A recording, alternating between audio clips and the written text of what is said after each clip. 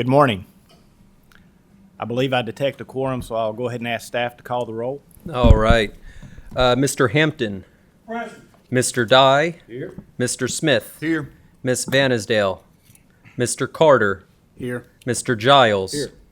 Mr. Pelham. Here. Mr. Stone. Here. Mr. Perky. Here. Vice Chair Mitchell. Here. And Chairman Moody. Here. Chairman Moody, I believe you have quorum. Thank you very much. I call this regular meeting of the Tennessee Board of Utility Regulation to order. I'd like to welcome our in-person and online guests, and of course, welcome the board members as well. Our first agenda item is the reading of the conflict of interest statement by our staff attorney, Matt Napolitano. The board was created to act for the public welfare and in furtherance of the legislature's intent that utility systems be operated as self-sufficient enterprises. Board members are not authorized to participate in the discussion of or to vote on matters involving entities in which the board member has a financial interest, with which the board member has a conflict of interest, with which the board member has a contract of employment, or if there is any appearance of impropriety. Thank you. Our next agenda item is the approval of the minutes. Board members, you've received the previous board minutes in the packet. I'll entertain a motion to approve. Also move. Second. We have a motion from Mr. Stone and a second from Mr. Pelham to approve the board minutes. All those in favor? Aye. Opposed? Motion carries. Moving into the agenda items. Consent orders. Yes, so I'd invite Mr. Ben Johnson to come present the consent orders, followed by the customer complaints. Good morning. So the consent items are going to start on page 16 of the packet. We have a financial distress release, a financial distress update cycle, an annual information report non-compliance order, a training non-compliance release order, a water loss release order, and a water loss update cycle, all within our consent orders this go around. And we are recommending, passage as, within each one of these items. Mr. Chairman, I'd move to accept staff recommendation. Second. All right, we have a motion from Mr. Perky, a second from Mr. Smith to accept staff recommendations on the consent orders. Any further discussion? All those in favor? Aye. Opposed? Motion carries. All right. Well, we're going to go ahead and jump to the customer complaints section, and that'll be starting on page 22 of the packet.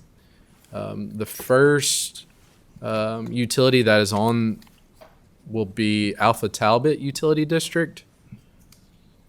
And so what's going on here, board? There was a customer, Mr. Marcus Powell. He bought a property that's within the service area of Alpha Talbot.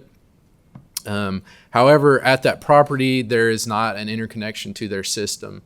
And so what has happened was Mr. Powell came and asked Alpha Talbot about this, if he could tie on. They said he could, but however, there's going to be around $36,000 to $38,000 in charges is what they estimate to tie in. Alpha Talbot contends that that this is a fair. This is not something that they would profit on, but only they have to charge this so that they wouldn't be putting a burden on the existing customer base. At this time, we believe that Alpha Talbot followed their policy and treated him as they would anybody else.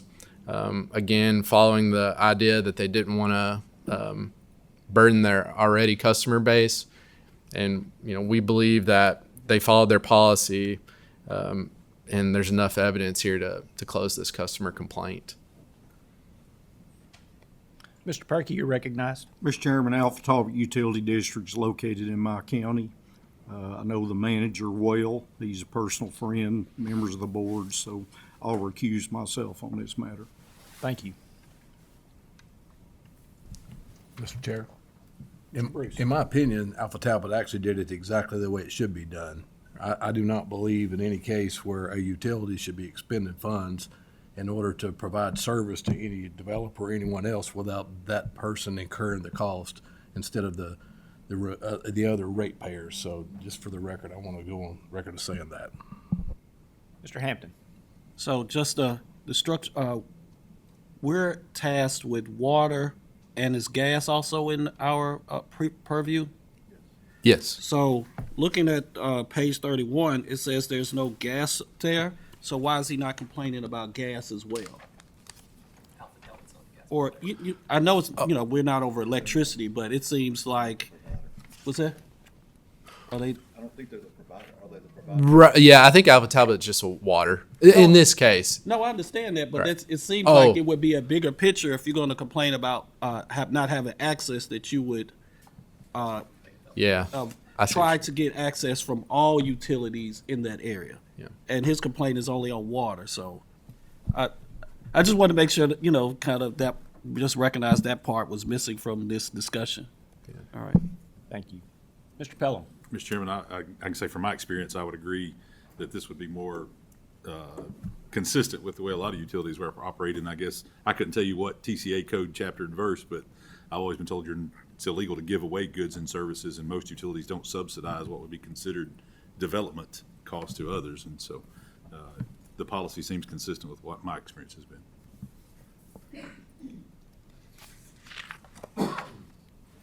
Mr. Chairman, I make a recommendation, we accept what staff has proposed. I did it again. I always do. Every meeting I do it. I can't get it right. We accept staff recommendation. There we go. I second. All right, we have a motion from Mr. Giles and a second from Mr. Hampton to accept staff recommendation to close the customer complaint. Any further discussion? None being, all those in favor? Aye. Opposed, motion carries.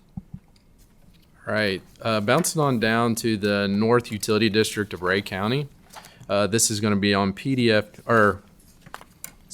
38 of the packet. And so what's happened here was a customer experienced a severe leak at his property.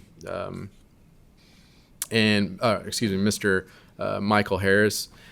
He filed this complaint against them, and what he's alleged is there was construction activities within the county or within the service area that, based off of something that happened, I believe there was a mower that striked a flush hydrant, and he believes that there was a hammer event that happened at his residence that caused this leak.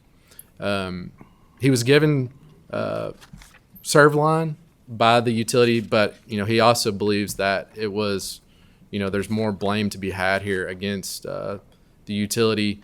The utility responded. Yes, they did provide the serve line, but they also did provide a pretty comprehensive engineering study with a conclusion that the event with the mower striking the hydrant wouldn't have caused this hammer effect. That's what the study showed, and I believe they think it's more likely or not that this valve that he had was faulty because they believe in the past that that's what's happened with them. And so based off of that information, as well as how they handled it with their normal leak adjustment policy, we believe that they followed that. And this also should be an item that, there's enough evidence that we could close this case.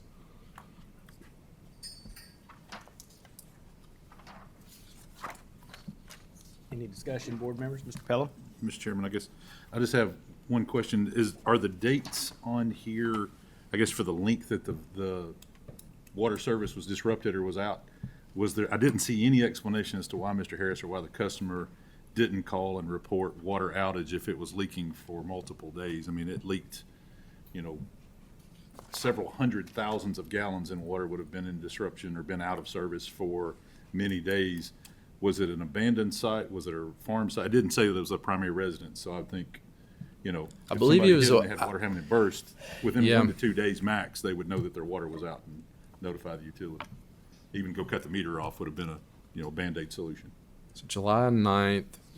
Like, I will say the customer, I believe, is online.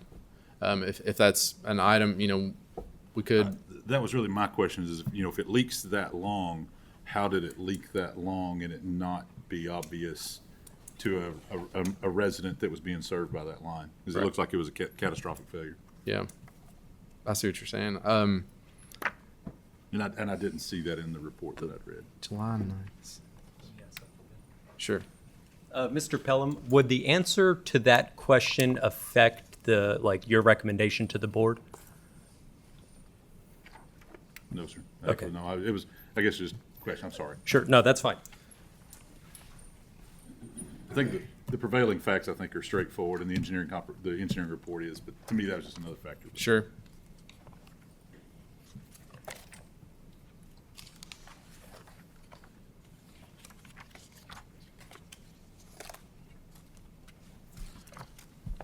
Mr. Chairman, I would move to accept staff recommendation, close the complaint. It appears they followed the policy. All right, we have a motion for Mr. Pelham and a second from Mr. Britt to accept staff recommendation to close the customer complaint for the North Utility District of Ray County. Further discussion? None being, all those in favor? Aye. Opposed, motion carries, case closed. All right, the next will be on page 65. It's the town of Inglewood.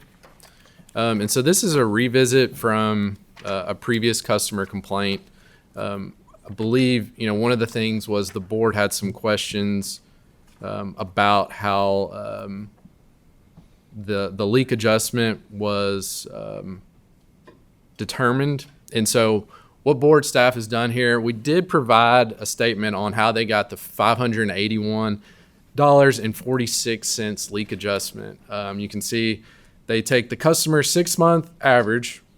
The average amount was subtracted from the leak bill. The remaining amount was divided by 2, and the amount was credited to the customer. And so I think there was some question about, is this what is this number? So we did get that methodology.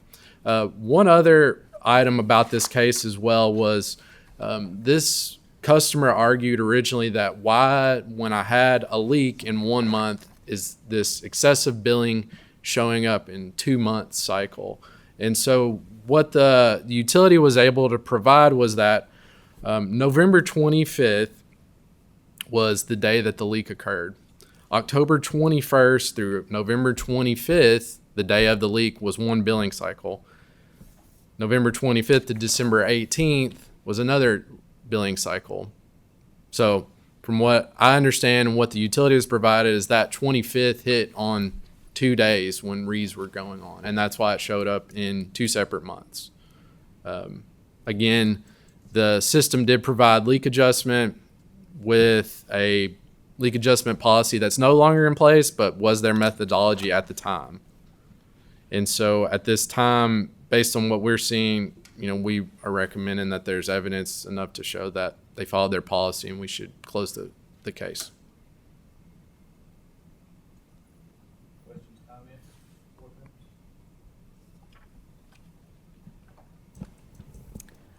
Paula Mitchell here. I think it's clear that they followed their policy to me based on the information, but what's unclear to me is the explanation for why the volume of water used between November 25th through December 18th is so much greater than the volume of water used in the prior billing cycle, given, I think, the fact that the equipment was replaced or the leak was repaired on November 25th. And so I just wondered if there might be further explanation for that. I think it's nearly double the volume of water in the second billing cycle. I don't know. There may be a representative from the town. We can ask them if that's something. Sure, if there's a representative from the town that would like to speak to that, the board would like to hear it. Is there a representative from the town of Inglewood in the lobby? You can raise your hand on the team's meeting at this time, and we can unmute you. Nate, are you seeing anything? Okay.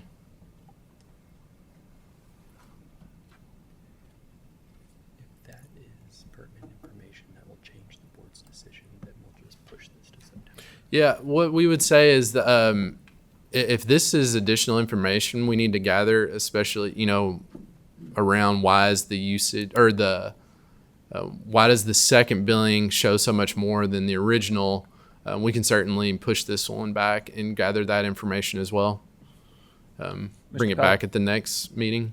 Mr. Chairman, I would agree with Ms. Pollard. I know sometimes because of the lag between reading then bill processing, the time to be able to notify a customer, that's at best 24, 48 hours from meter reading to when you would typically notify someone if they had a leak.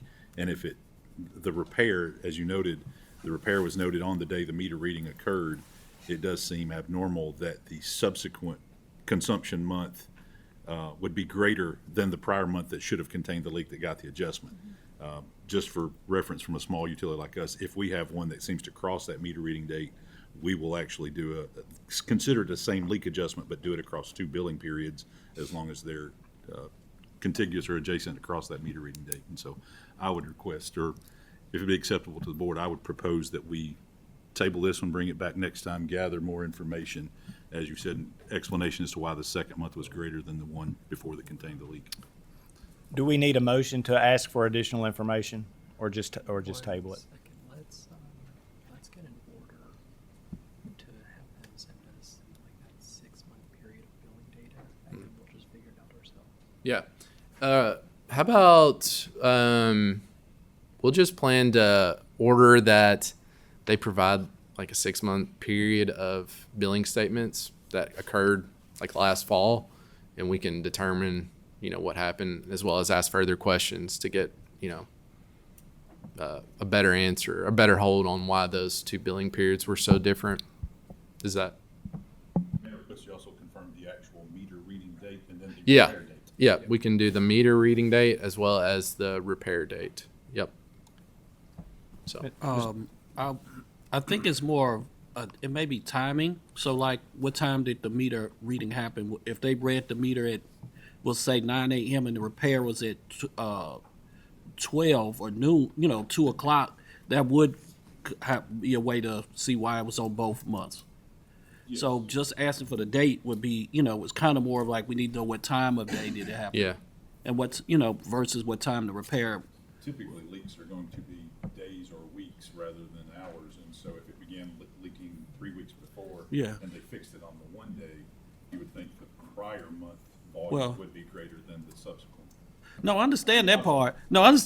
But it's kind of The like, reading time of day would also yeah, impact yeah. cycles. Especially if it's on the same day.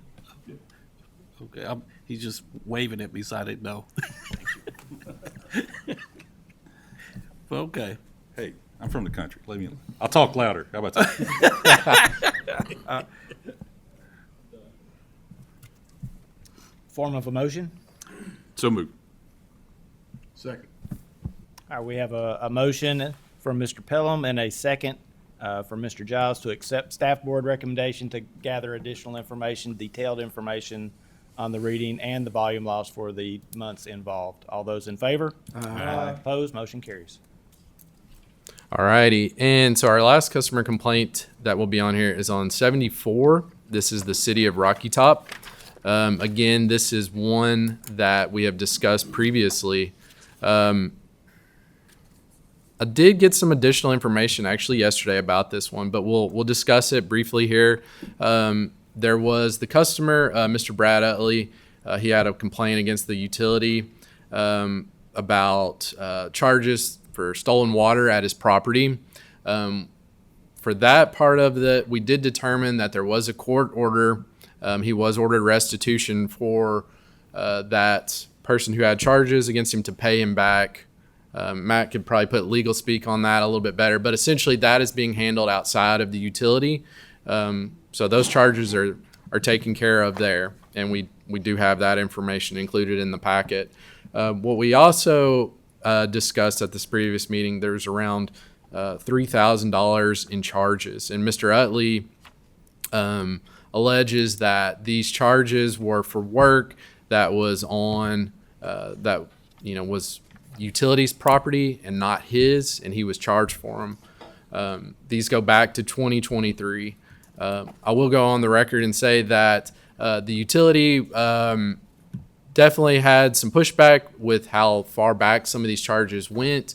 They had some turnover where they weren't actually able to get the full story on some of those charges. With all that said, from what I understand, the city of Rocky Top has gone ahead and paid the customer, or is crediting the customer for all of those charges. And there's nothing left outstanding with this. They had went from 1,000 originally, and they're going to go ahead and just cover all of those charges that were alleged in this. And so with that being said, we had it open for discussion, but I think with this new information that's been passed along to us, we can go ahead and close this customer complaint. Mr. Chairman, based upon that information, I would move that we close this complaint. Second. We have a motion from Mr. Pelham, a second from Mr. Smith, accepting board recommendation to close the complaint. Further discussion, none pending, all in favor? Aye. Opposed, motion carries, case closed. All right. So the next item, it's under the administrative review section. It's on page 81 of the packet. And this is Minor Hill Utility District. I'll start by saying this one is going to fall into two different referrals, one for a customer complaint and then one for an administrative review. What we determined off of the customer complaint, there was Miss Keely Mendez.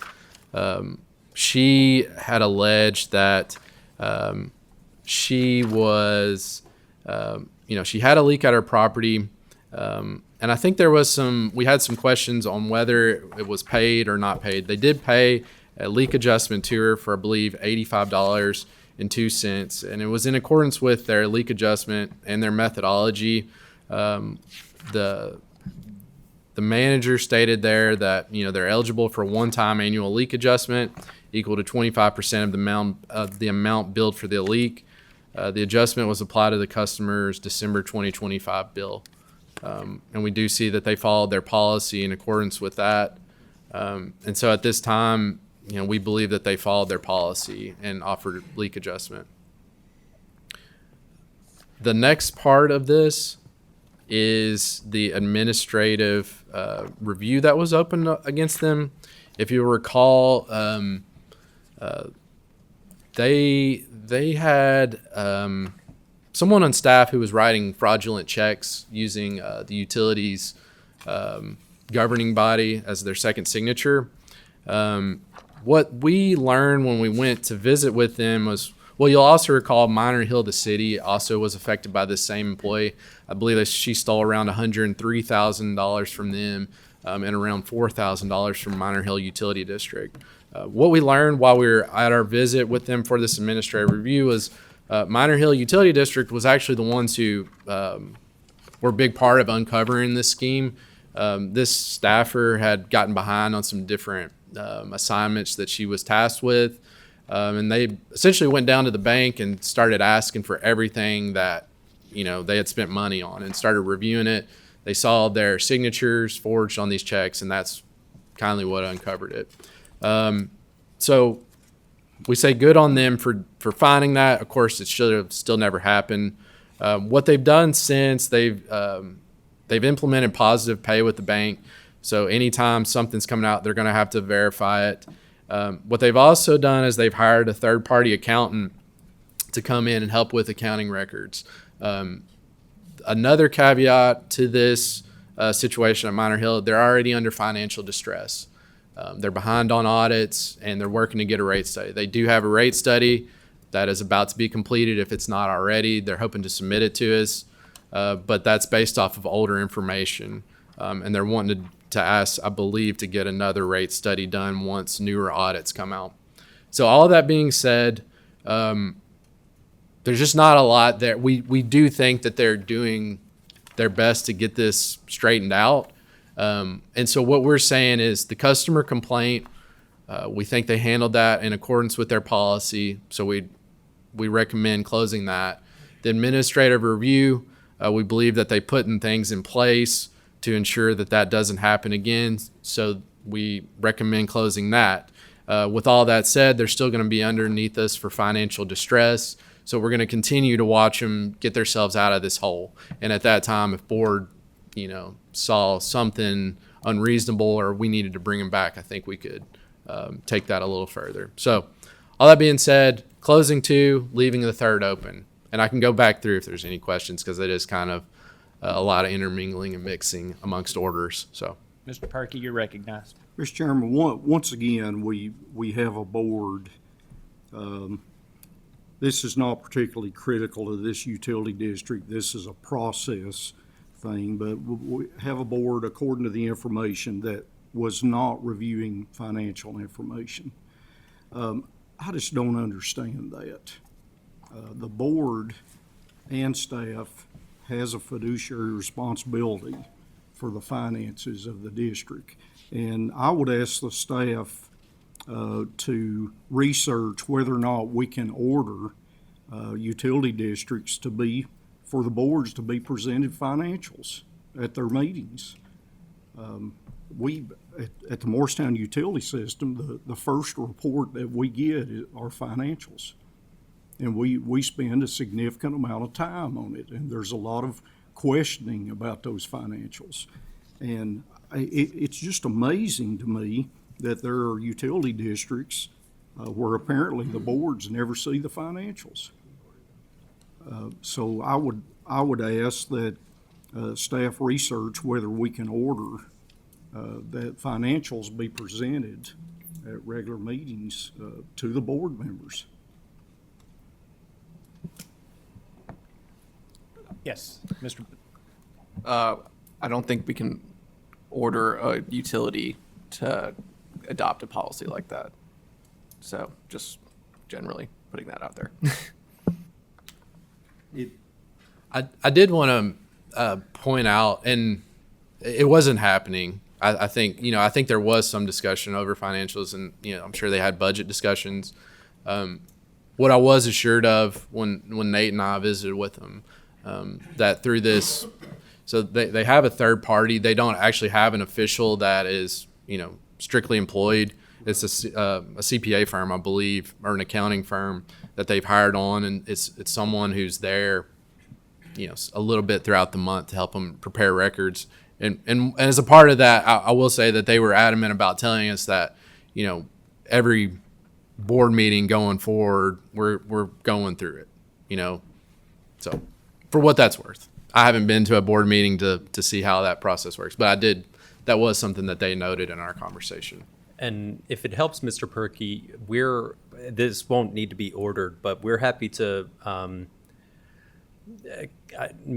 don't know if the term is letter, but we're happy to write them a letter, work with them, and let them know kind of what best practices are moving forward of what their board should be reviewing. We can't order them to do that, but if we can help guide them in the right direction, we're happy to do that if that helps ease some of your concerns. I just think we see time and time again these issues of embezzlement, poor financial conditions, and apparently they're not presenting this information on a monthly basis or when they meet to the board the board may not understand financials. I get that, but it's just amazing to me that we still have boards that do not present that.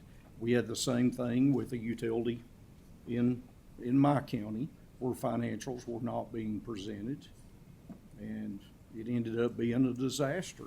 So I would, Mr. Chairman, I would ask staff to look at least providing an email or letter to the districts requesting them to provide financials to the board members. I just don't get it. Maybe I'm on an island with that, but I cannot imagine serving on a legislative body, which is really what that board is, and never seeing the financials. And then all of a sudden, there's a problem. And I think it's clear that we hold the boards accountable for that. Well, if they've never been presented the financials, it's hard to do. So, thank you. Sir, Mr. Pelham and then Mr. Stone. I just had one question. Board staff would clear up the customer complaint, would eliminate the administrative review from the policies that they had since they've got the positive pay, but the financial distress case remains open. Oh, yeah. For staff to monitor. Oh, yeah, yeah. Which could almost tag along with. So yeah, and with that, like I said, they're behind on audits. They've got a rate study. They're going to update their rates, but they've got to also get out of this hole and get their audits caught up. And we're going to be working with them on a fresher rate study as well. So Mr. Stone. So, is there financial information that's required to be given to the board, or is it just the financial information that's required to be supplied to the state on the schedule that the state requires? well, so Ross, if you want to get technical on that, you can. I And mean, don't we can wanna- I don't request. want to beat this dead horse, but it just seems. No, so I'm not aware of any statutory requirement of what a That was my utility has to provide to its governing body. There are best practices and they can adopt policies, but there's nothing that says you have to give your board members X, Y, and Z at every single meeting, as far as like finances are concerned. I should have known that a long time ago, but I didn't realize that. Thank you. Mr. Chair, would this be something legislatively we could request in the future? That there be some type of a guideline as to how a utility should provide information? I mean, should be a simple process. Some of these things should be a part of their internal controls as well, I would think, but I'm just throwing out an idea for the future, maybe. Well, it would save local government finance headaches, certainly, if there was a requirement for that. Because we do have, even outside of utility systems, just I think there's aldermen and governing bodies that want to know more, and sometimes they don't get all that information. I don't disagree with you, but the problem becomes when you're dealing with some of the small, tiny entities that the state regulates. Some of them have part-time mayor, part-time city recorder. They don't have financial people who probably even barely balance the checkbook. And I mean no disrespect to a small town or small entity, but Right. it's hard to produce that level. It still should, right? I mean, if you're going to have oversight and spend the money for people, you should have some oversight, but it's going to be a challenge. Mr. Hampton, you're recognized.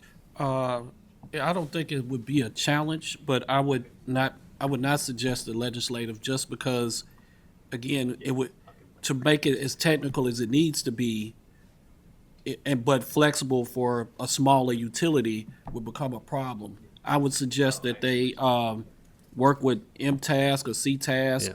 to come up with a best practice, and then during the financial board meeting, well, the trainings that we provide them, or they have to go to, there's examples of what should be happening at a meeting. Because it sounds like their board members, while they may attend, but they're not being attentive of what's going on at Yeah. these trainings, because I'm pretty sure at the training they are saying, hey, you need to review the minutes. Hey, you need to review the financials, right? Now, what level, if it's a small district, they should probably list every check so that they could talk to it. But if you got one the size of Memphis, Nashville, every check is probably too much, right? But so there should be probably just like a best practice through MTask or CTask or other boards that help utilities, and make sure that it's featured in their training that they have to have every year. Yeah, something that we can work on as board staff is we can figure out some best practices and stuff like that and work with MTask, CTask, TAUD, and we can offer it to utilities. But again, we can't, force anyone to take it on. As far as what Mr. Giles would say legislatively, if that's something the T-Board wants us to look into, we'll take that, as an order for us to evaluate trying to do something like that legislatively. We don't have any ideas, but ultimately, we're happy to put together best practices. We include in our budget manual, the utility manual. But otherwise, we're open to hearing the thoughts on Minor Hill, which is the case at hand. Mr. Chairman, I would move to accept staff recommendation to release the complaint or close the complaint and then close the administrative review while the distress order stays open. I think we need to close the customer complaint Two separately, items. correct? I move to close 2 items. Yes. I apologize. Move to close the customer complaint. Second. All right, we have a motion and a second to close the customer complaint. The motion was by Mr. Pelham. The second was by Mr. Smith. Any further discussion? None being, all those in favor? All right. Case is closed. Next motion. Move to close the administrative review. Second. We have a motion by Mr. Pelham, a second by Mr. Hampton to close the administrative review. Any further discussion? None being, all those in favor? Aye. Motion carries. All right, I'm going to turn it back over to Ross for some manager cases.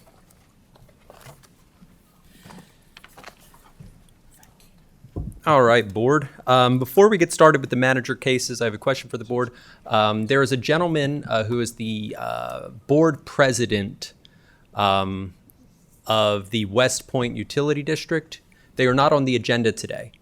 However, he wishes to address the board. And so if the board wishes to hear from him regarding his current T-board case, which again isn't on the agenda today, I would need a motion and a second to add that item to the agenda to hear from this gentleman regarding the West Point Utility District. It is allegedly a time-sensitive issue, and I would appreciate the opportunity to give him 3 minutes to speak if the board would like to add that to the agenda. Mr. Chairman, I'd so move. All right, we have a motion and a second. Motion by Mr. Perky, second by Mr. Giles to add West Point to the agenda item for 3 minutes. Yes. Further discussion? All those in favor? Aye. It is added. All right, I will Please invite the proceed. gentleman from West Point Utility District up here, and I will start a timer for 3 minutes, and after that 3 minutes, it'll be time for the board to ask questions, and if they've got none, then we'll wrap up your item. If you wouldn't mind to come up here and introduce yourself. Chris Sutherland's my name. I am from the West Point Utility District, West Point, Tennessee. I'd like to thank the chairman and the board for recognizing me this morning and giving me this few minutes to talk. Coming up, I kind of went through a lot of things in my mind. There's a lot of rabbit holes I could go down in our little system, but I'm here more to talk about the regionalization of the water districts. And I am from Lawrence County, if that gives you an idea of what our districts look like down there. But myself, I feel it would be best for our customers to be associated with the Lawrenceburg utility system. And I want to push for that. I would like to see that happen.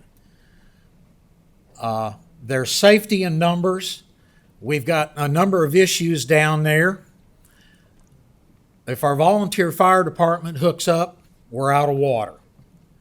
We cannot expand our system because water can't get to us fast enough to expand. We can't flow test our hydrants and flush our system properly for fear of cavitating the system and running out of water. And then, of course, as we all know, the phone calls start. So, other than that, I really don't have a whole lot more to say. We're a small group. Annie Chido with Communities Unlimited has been helping us, and the rest of our board members, Ray Tidwell, Judith Weaver, and more importantly, our bookkeeper, Jamie English. If it weren't for the team, I could not do this job. We are a small utility, and you're looking at the person that reads the meters. You're looking at the person that changes out bad meters. Also, chlorine residuals and some other testing such as the back tees.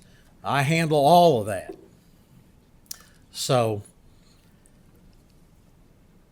the studies have been done. The feasibility study for rate, mergers.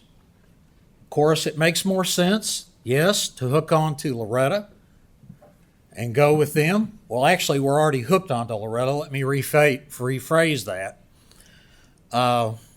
But it seems that a regionalization, or if we want to choose the word merger, would not work with Loretta because I've been told more than once, Loretta does not want us.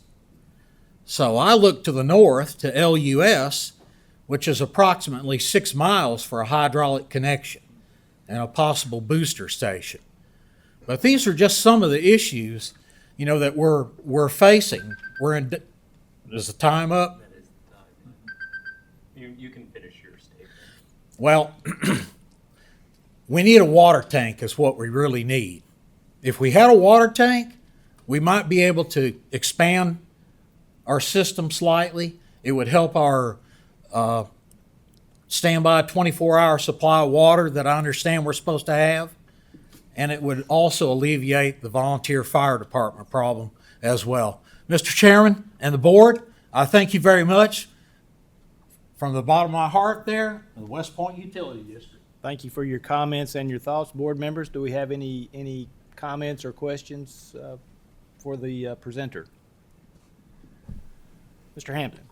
So, based on this discussion, the utility West Point does not have a connection with Lawrence County. Like they don't have a connection line at all. Because he said 6 miles, so that means it sounded like they would need infrastructure to connect to the county. Correct? Okay. All right. Thank you. Did you get your question answered? Yeah, they shook their head. Yeah, they Oh, answered my okay. question. Yeah, they did the head nod. Yeah, Got your yeah. head nod. Thank you. And also, in part to that, later on, when Nate presents, he has a utility that's in Lawrence County, so he can help on the agenda. So he'll help kind of digest what the gentleman just said and what the grand picture looks like for Lawrence County whenever we get to the West Tennessee part of the agenda. So, If no further questions, you can move on to the next item. all right, board, we are now looking at Grundy County, which is going to be on page 90 of your packet. So, board, there's a staff summary and staff recommendation there, and I'll just kind of give you the bird's eye view of what's going on, and I will also offer that there are individuals from Grundy County that I would request mainly for questions to be directed towards them regarding Grundy County. But the summary of what's going on is Grundy County has been given a large sum of money from the state of Tennessee in order to make wastewater improvements, to extend a line to a very popular venue down there called the Caverns. And, financially, it will stretch a lot of the finances for Grundy County. However, they anticipate a lot of growth and success on this wastewater line. They want to use this money to, well, they are. They're already apparently 75% done a water line project. The Grundy County sewer, which is now Grundy County Water and Sewer, did not receive approval from the T-Board to start a water system, which is part of the statute. You have to get approval from the T-Board in order to start a new utility. They are working with Jackson Thornton to do a actual financial analysis of what the rate structure needs to look like. I will say that the Caverns has not written. I have not seen a contract, but the Caverns has agreed essentially to pay a very large capacity fee in the future that will offset any depreciation costs from this project. But board, the county is ultimately looking for the T-Board to grant them. In the past, the T-Board has adopted a framework by which a utility can essentially operate in the red for some period of time before the T-Board is going to order them to increase rates in instances of high growth areas. The county expects this project to cause high growth in the area. And so they are seeking T-Board relief from any sort of rate increase in essentially the foreseeable 5 years due to this project. I will offer that the recommendation lays out what is going to be required from them in order for them to get this approval from our office, and also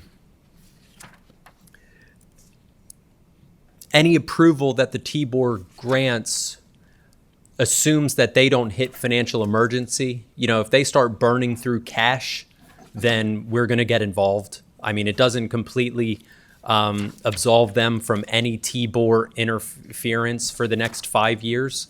It just says, you know, if you've got a good plan and you're going to follow it and it all works, then everything's going to be fine. But if you start heading cash towards zero and then you won't be able to pay your bills, then that's going to be an issue. With that, board, if you have any questions for me immediately, I'm happy to answer them. However, I would invite representatives of the county to come up and speak. They will have 3 minutes to address the board initially, followed by any questions that the board may have for them. I don't know how y'all would like to proceed. Mr. Stone. Ross, under a special circumstance like this, are there accelerated reporting requirements that you impose on the county? So part of the framework that the T-Board adopted, yes, it does require more regular reporting to us, and we can order them to report anything to us. You know, we could order quarterly reports or biannual reports rather than us just waiting for their annual report, and that is what I would be more comfortable with, because, you know, if we get an audit from them, it's just already so late. So I would recommend accelerated reporting to us, given it won't be audited financials, but it'll be something. Mr. Pelham. Ross, may I ask one point of clarification? This may be from Mayor Brady or for Nathaniel, but in the staff report, it says that the state has already established the Southern Cumberland Plateau Water and Wastewater Authority. I guess I was under the impression that Hillsville was the water provider, and that, or at least from random community discussions, is it water and wastewater in the county and the authority you're taking that? Is that, and you said the state's already created it? Yes, so the state has already created it legislatively. Okay. A private act has been passed that actually established it. So it's there on paper, but as of right now, it doesn't own anything. It's just kind of a shell of a local government waiting to receive assets. Mr. Giles. So Ross, I don't know if I asked you this or if I asked them this, but I see no contracts, I see no signed agreements, I see estimates and preliminary and no cost of service study and some, it feels like guesses to what may happen.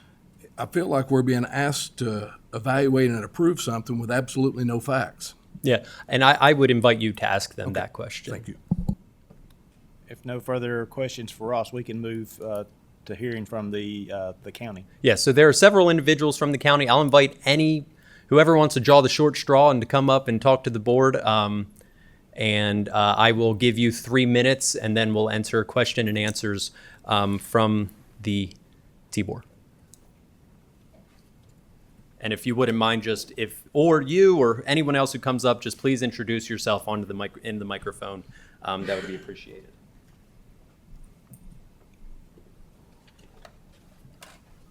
Mr. Chairman, board members, my name is Michael Brady. I'm the Grundy County Mayor. One of the things that we've really tried to do for our community is to bring economic development to the county, one of the state's poorest counties. Working with the state on various economic projects and everything is, like a lot of other counties in the state, we suffer from lack of infrastructure. And we have an interstate exit that had no sewer. You had the state's #1 music venue, and people were going to use the bathroom in porta potties. And so we had this plan, met with Governor Lee, Mark Ezell, commissioner from the state, and we were able to get some funding for the ARP funds to get sewer to the caverns, to get sewer to the interstate. And so we've got a plan that we know that will work. The caverns is building a hotel. They're building other things there. The hotel motel tax there, working with our tourism board, is entertained using that as like a grant program to give that back, so the depreciation schedule will be met. Also, we've had more customers that have signed on to the line. We have 7 new commercial customers that have signed on to the line. I think we have right around 40 residential customers that have signed on to the line. So I know, that we're going to get there. So I'm just asking that if y'all will give us this deferral, we'll be able to get there. Also, I would also like to request maybe at your next meeting that we discuss the water authority.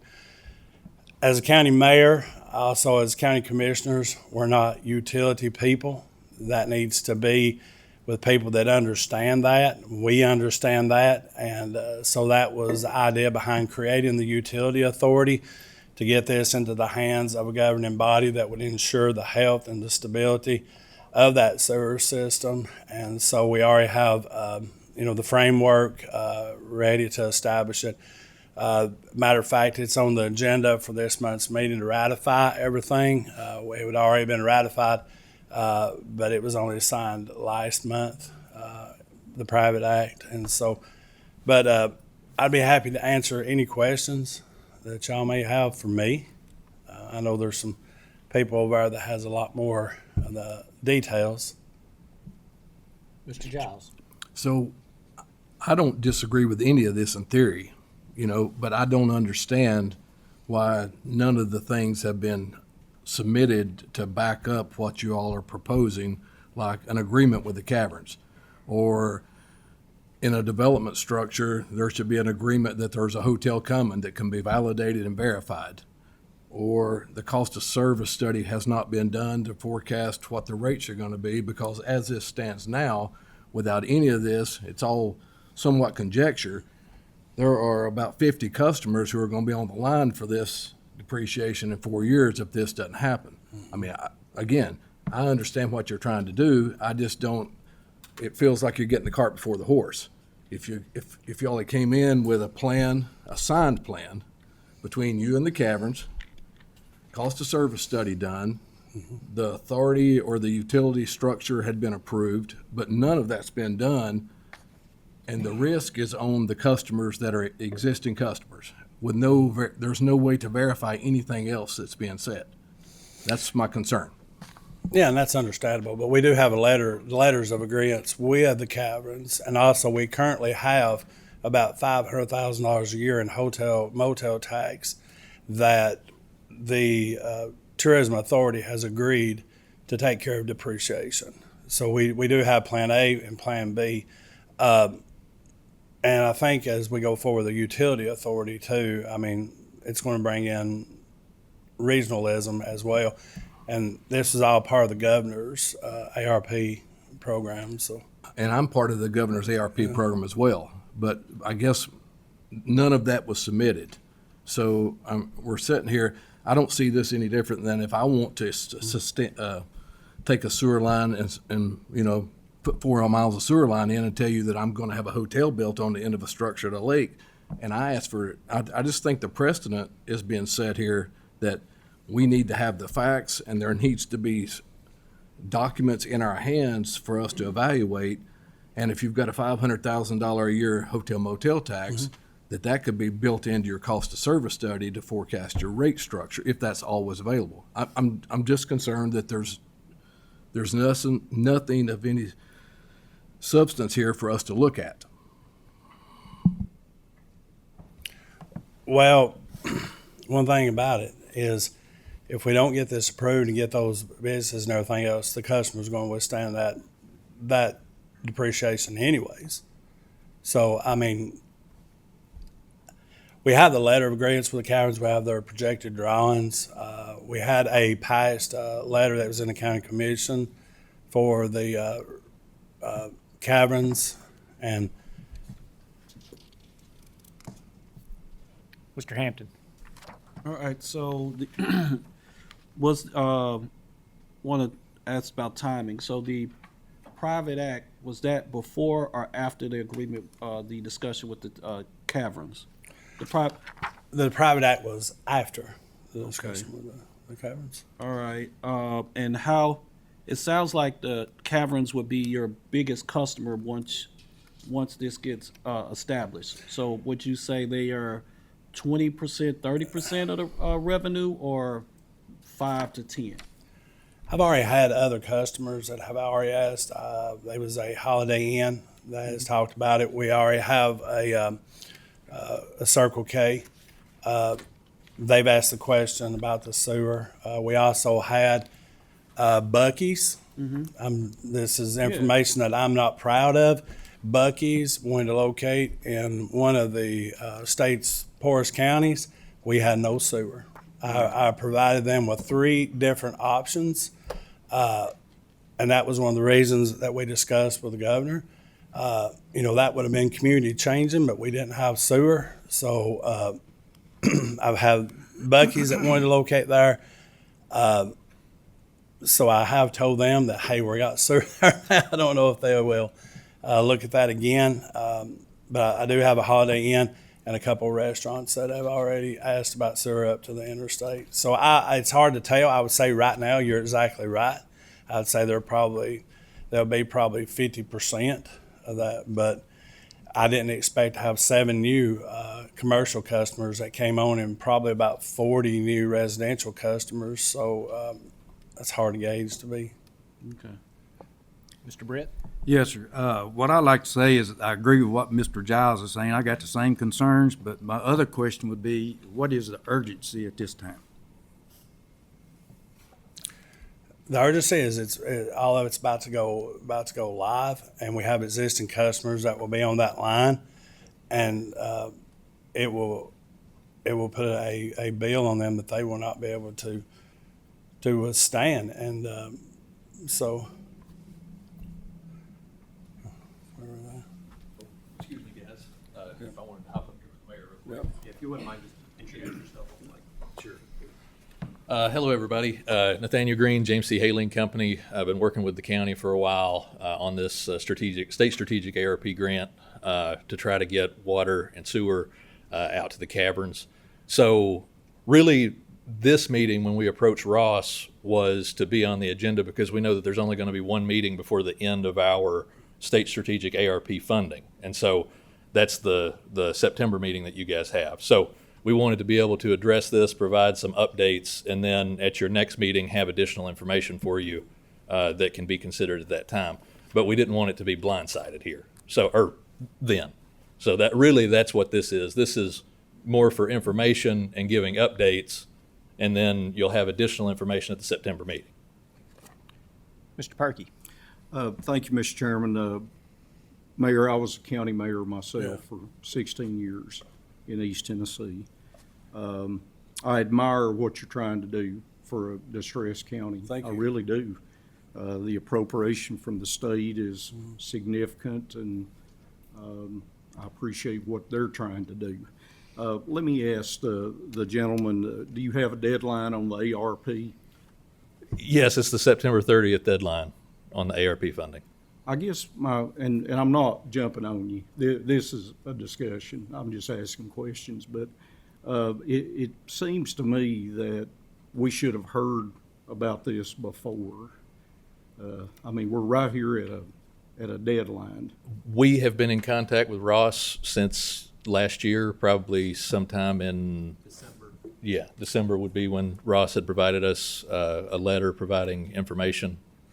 Since then, I know there's been additional contact with the comptroller's office, and then additionally TDEC. And there's been numerous conversations with all different aspects of the state. So I'm not sure why that you haven't either. Well, I understand, and as deadlines get close, you accelerate what you're trying to do. Mayor, I know you understand this from being a county mayor, but it's difficult to ask someone to allow yourself to go into financial distress even for a brief period if you're already in financial distress as a county. I'm not talking about this particular project, so I think that's the reason you're getting a lot of due diligence questions from this board. Is it fair to say you're excited about this project more than any one that you've had? Very, very excited about this project. I'm familiar with the caverns from working in state government. I've been there. You have two things you're excited about, to serve the caverns and the interstate. Is that fair to say? Yes.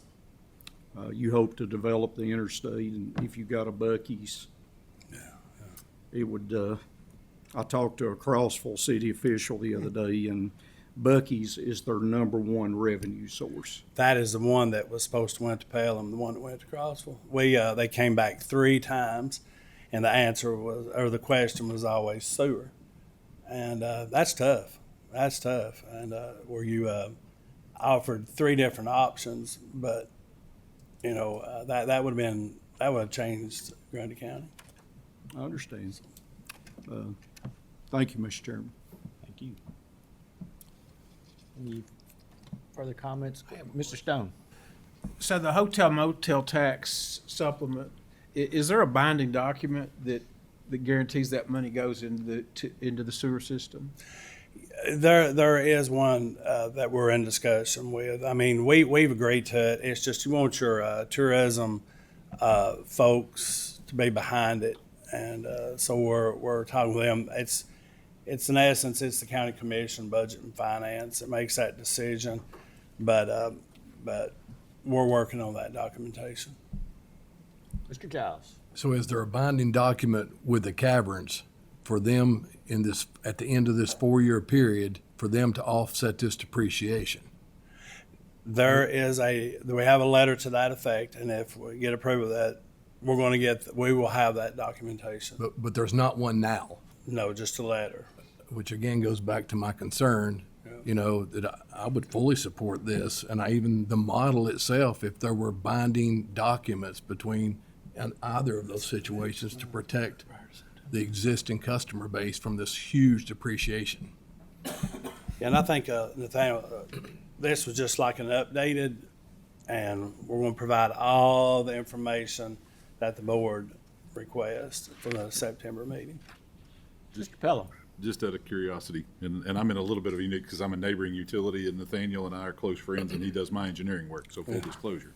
I'm in no wise impacted, have no financial stake, nor do I have any involvement in the project. But for disclosure for the rest of the board, of my personal connections with Engineer Mr. Green, and I know Mr. Brady. But I guess looking at it with that level of deferral of depreciation, if it's there, and it kind of just making it to the board, to the T-Board board now, what is the risk or the alternatives to the existing customers? Because it is a little bit risky if there's not an existing agreement. It's either the existing customers or the county's going to be ponying up the difference, or if the caverns for some reason fails to execute a enforceable agreement, economic downturn, country music seemingly goes off the face of the map and nobody likes bluegrass no more. Whatever the issue.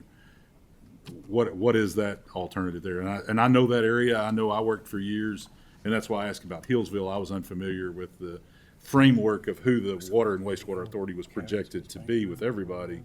But because Hillsville's the water provider, right? It's still going to come out of Manchester down 41 to Pelham, out to the caverns there. I know capacity issues were there and limitations, but can you maybe just give an overview of the framework of the proposed authority? I'll admit I'm not as personally familiar with that. And then if the deferral's not given, is the county prepared to bear that burden of the depreciation? Go ahead. Okay. Two questions. So there'll be some parts of this that I'll answer, and then some that I'll let Mayor Brady answer. First, in the interest of just discussing at a 30,000-foot view the authority, I really didn't have any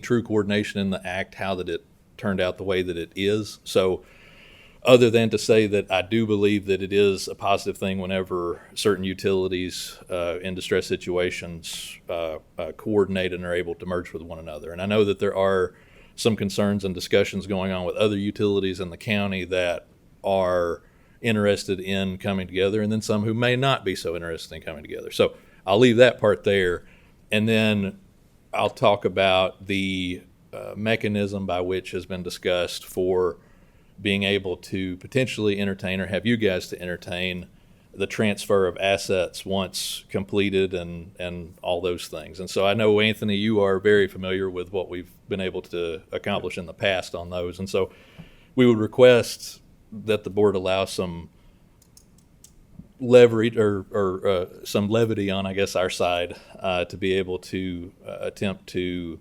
reassess those assets at some point in the future. I mean, that would be the idea if there was a situation where that you couldn't get to that point.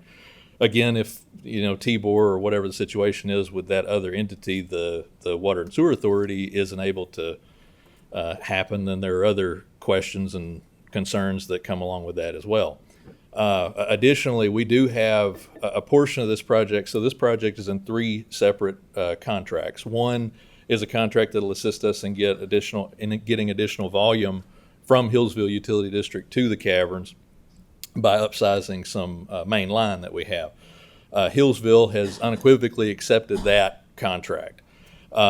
The portion that extends out to the caverns, there is some discussion with them that they would like to, they're requesting that there be some type of deferral of depreciation on that portion that's going to extend out of the caverns for them to be able to take it over and not affect their existing customers. And so whether it's that or they set up a separate district or separate build area, there's going to have to be some kind of consideration. But we are with Jackson Thornton. We've talked to Jim Marshall about all this and coordinated different things to get them the information that they need. Unfortunately, at this point, there's sort of a chicken and egg situation where, you know, we want Jim to give us all the different viewpoints. So we want to see what the rates are going to have to look like if there is no forgiveness or deferral of depreciation. We also need to look at what it looks like if there is, and hopefully that's the point where we'll end up somewhere in between. So those are the answers that I have right now, and hopefully we're going to have everything that you request at the September board meeting. I think Mr. Dye's question with a sense of urgency, you know, when we looked at that with the consolidation with Spencer, they were existing, we were existing. We had old assets, but we did all of that work up front and had TBOR board approval before the actual final execution of the documents and before any other, you know, commitments were made. And so here, as Mr. Giles, it seems like the cart has gotten out in front of the horse a little bit. It says 75% construction complete, and we don't even have an existing commitment from the caverns to support the depreciation, even if it is deferred. As you and I both know, there's a carrot and a stick, and Yes. at this point, I don't know whether the money was the carrot or the stick. I just know where that I'm standing right now. I understand. Paula Mitchell here from TDEC. Could you comment as to why there's not a legal, like a binding agreement with the caverns yet? Like, what's been the delay on that? I know you've been in discussions with them on their commitment to support this infrastructure expansion, but what's the delay on the legal binding agreement? Well, they know the agreement is coming. The only thing that is to see what portion that hotel motel tax that they might be able to utilize with the board, but we will have that document in hand and probably maybe as soon as this month's commission meeting with the caverns. So am I understanding correctly that it's pending the tourism boards? No, ma'am. It's you know, tourism is right now our economic driver, and you just want all folks at the table whenever we talk about that funding, because we give them a substantial amount of the hotel motel tax money, and whenever we start dipping into that, you know, you want everybody at the table, and so that they're very receptive about it. But they've got to look at some things that they're doing within their financial projections to see how that they may overcome this or you know, trim their budget so that and then to answer the question, if for some reason we'll just have to use our hotel motel tax money for the depreciation deferral, because you know, people that visit our area, they'll have to have flushing bathrooms, and so but we will have it by the next, probably at this month's county commission meeting, the 22nd. We'll have a binding document with the caverns as their portion of the depreciation guaranteed. Mr. Perky. Thank you, Mr. Chairman. Mayor, I know you know how to count votes. And are you chairman of the commission, by the way? No, I have a chairman. And, Okay. Some counties are, Yeah. county mayor's chairman, other counties are not. I never was. How confident are you of the vote coming from county commission? on this? Very confident. I'd say unanimous. Okay, Unanimous. Yeah. okay. Thank you, Mr. Chairman. Thank you. Mr. Giles. So just clarification, I got a little bit lost. You're confident that they will vote to ensure that the tourism tax, for lack of a better term, will be used to offset the depreciation instead of put this on the backs of the existing customers in 4 years? Yeah, I'm confident that they'll use the hotel motel tax to keep it off the back of the customers. But a lot of it, like you said, is hinging on the agreement with the caverns. I think the caverns are going to benefit from it. I think their impact to the system should be the one paying the depreciation, and they know this. It's just working with the tourism board so that they can do what they can. And of course, the caverns are business people, and they're going to try to defer as much tax as they can off of them and get the incentive because they're bringing jobs and stuff to the area. But we'll have something binding by the 22nd. Thank you. Further comments, questions? Thank you very much. Thank you. Thank you. Mr. Hampton.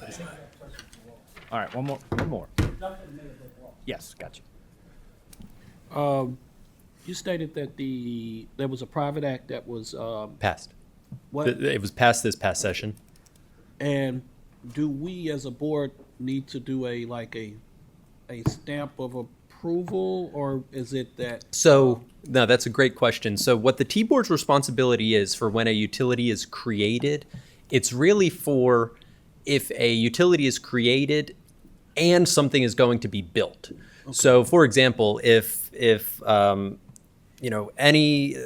let's say Morristown Utility Systems wanted to start an authority, and so they're just transferring all their stuff to the authority, they don't really need our approval to be created. Now, if, Morristown Utility Systems wanted to, let's say they didn't offer sewer and they were going to start the authority and then build a sewer plant, we would have to approve the creation of that sewer plant. So now that's where your question leads to. They created a water utility without our permission. And so, the question is, what do we do about that?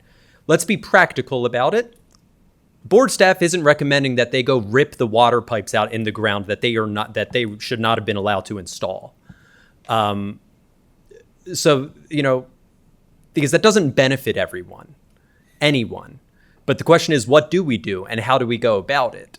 Because they have not still given a formal request to the T-Board to start a water utility. Mr. Chair. Yes. I think my bigger concern is actually the precedent we're setting in the state of Tennessee by doing this. I mean, we and I said this, and we have seen absolutely no documentation to support the financial model that they're presenting. What keeps the next one? What keeps you from doing this or you from doing this? And that was the point I was trying to make, where anyone can walk in and go, I'm going to do X, Y, and Z, and I want you to defer my depreciation for 5 years. I think it's flying in the face of everything we've been trying to do here for a number of years to protect the citizens of this state, in my opinion. Excuse me. My question still goes back, if the state legislator who allows us to exist, how much do we have to say against what they've already done? Yeah, so I will say that, let's say, to go into what you're saying, Mr. Hampton,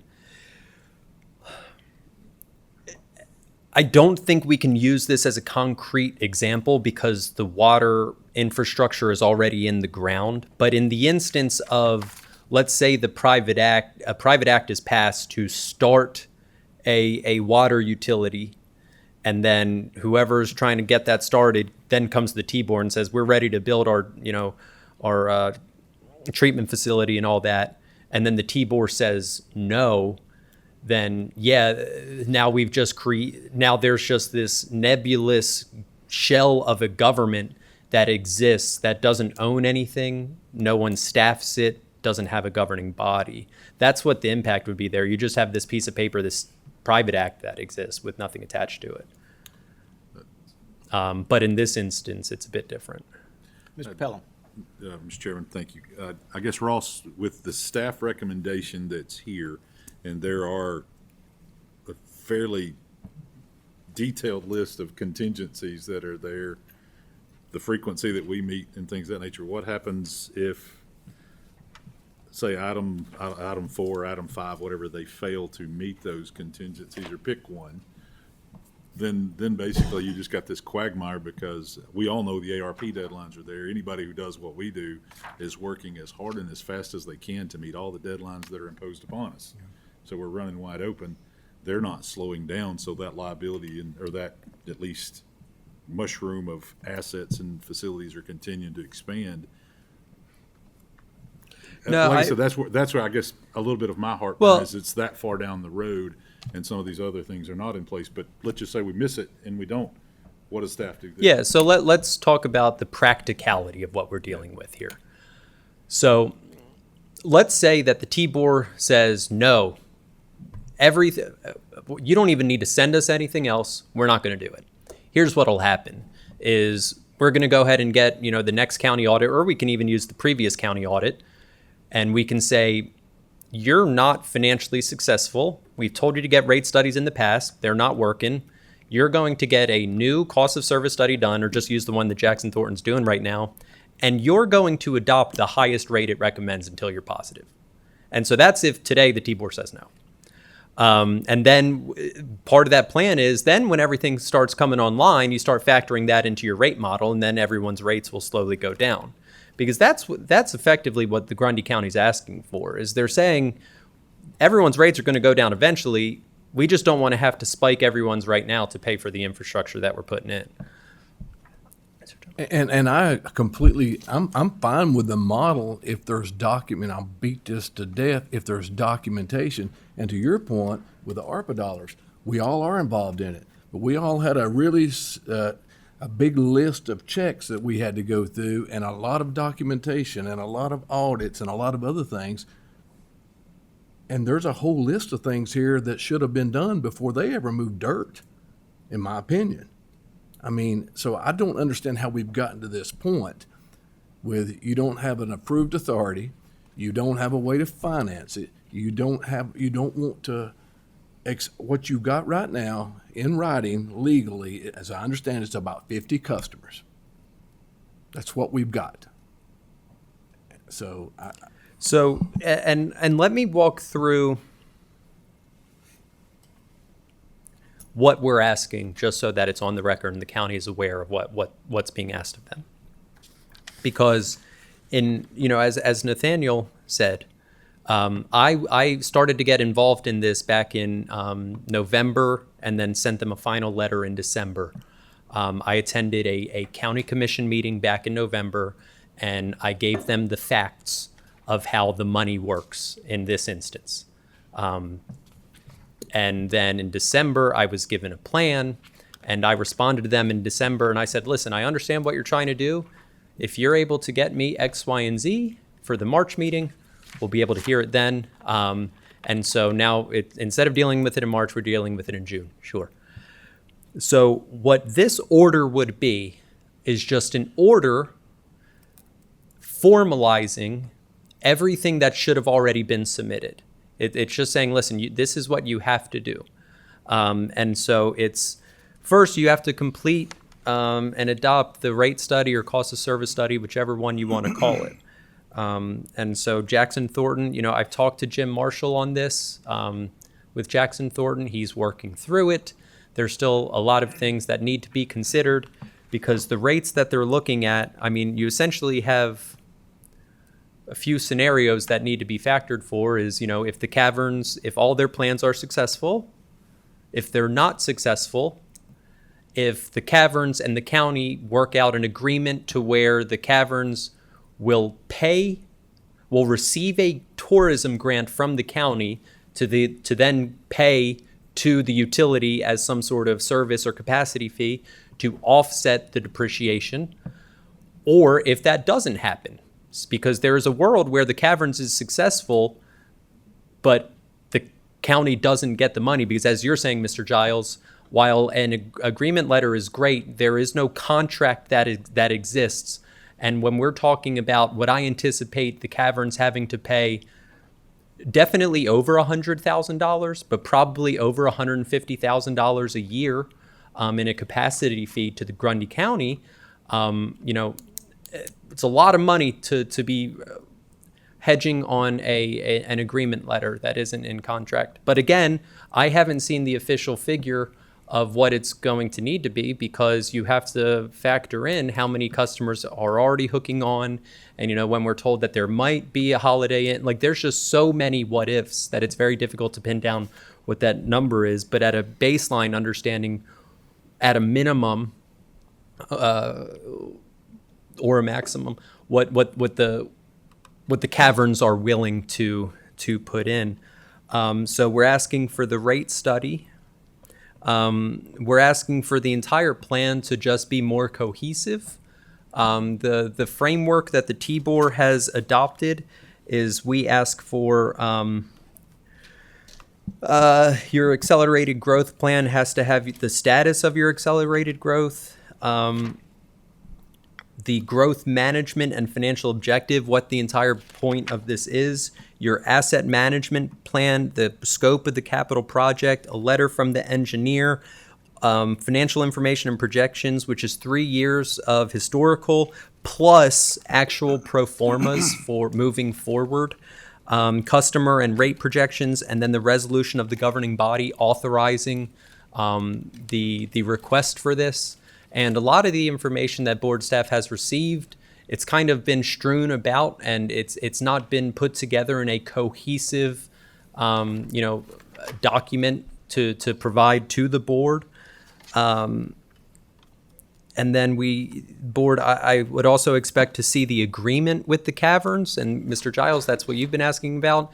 I don't think that the board can make a decision based on an agreement letter. I think that there needs to be a actual contract with the caverns that says, when all this is said and done, you're expected to pay, this amount, and that amount may decrease based on new customers coming on. But, if we're expecting $140,000 shortfall and you're willing to pay that, there needs to be the contract that establishes that, plus how that number is rectified over time, because it's going to go down if the plan succeeds and more people join on the line. The contract has to consider that. We want documentation on the authority that's been presented, because, apparently this is a big part of all of this as well. Not just the private act that's been passed, but who is on the board, when those meetings are, all of that kind of information regarding the authority. And then the water system, what we're approving has to do with the wastewater. An approval for a water system in front of the TBOR is a completely different kind of subject matter, in which we need a whole lot of different information regarding the approval of a water system. And then this is what Mr. Stone that you spoke about earlier, ongoing reporting. I just want regular updates as to what's going on. I don't think that it's right, if we're going to be doing this, that the TBOR and the TBOR staff just find out it's like, oh, everything's done, and then a year and a half later we get an audit to see what their financial status is. And the one thing that I do want to provide, so everyone understands, because the non-accountants may not get it, you don't defer depreciation. Okay? If you go pick up Grundy County's audit, you are going to see that number every single year, and you are going to see how far in the red that they are. What you're deferring is TBOR action against them not operating in the black. That's what we're really deferring here. So you're always paying depreciation. It's just when you're not paying it, you're not building up the cash reserve. Because the thing is, if they were financing all of this and they weren't paying depreciation, they ain't paying their principal payment. They're just fortunate that this is a grant. This is through a grant, so they're able to build up the cash reserve. So no, depreciation isn't being deferred. TBOR enforcement is what would be being deferred. And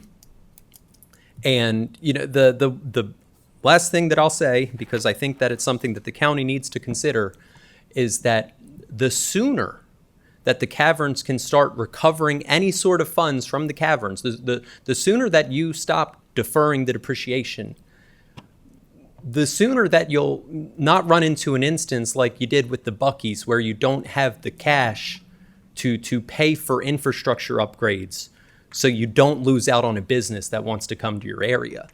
I mean, Grundy County hasn't funded their depreciation in I don't know how long, and their cash balance reflects it.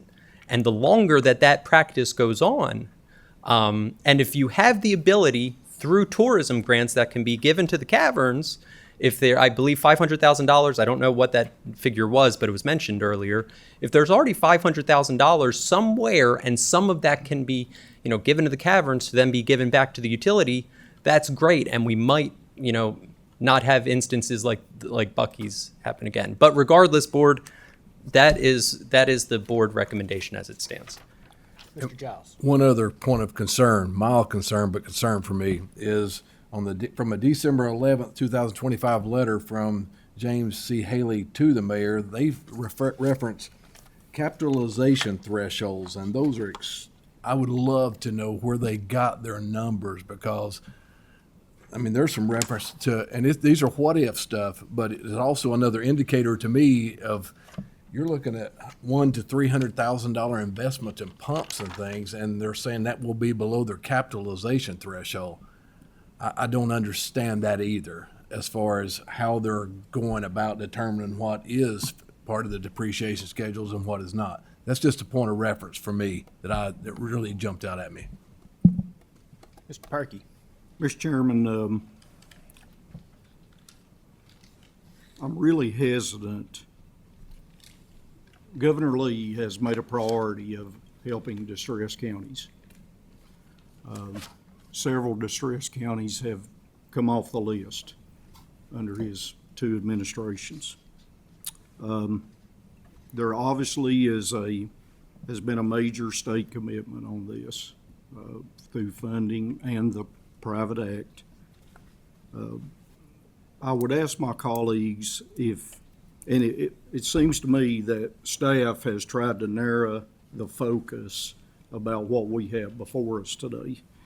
And a famous defense secretary said one time, you go to war with the army you have, not the one you'd like to have. Well, we'd like to have a lot of things here that we don't have in front of us.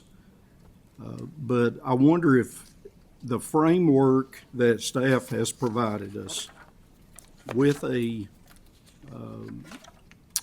part of the motion that the county commission commit the hotel motel tax to cover depreciation if needed.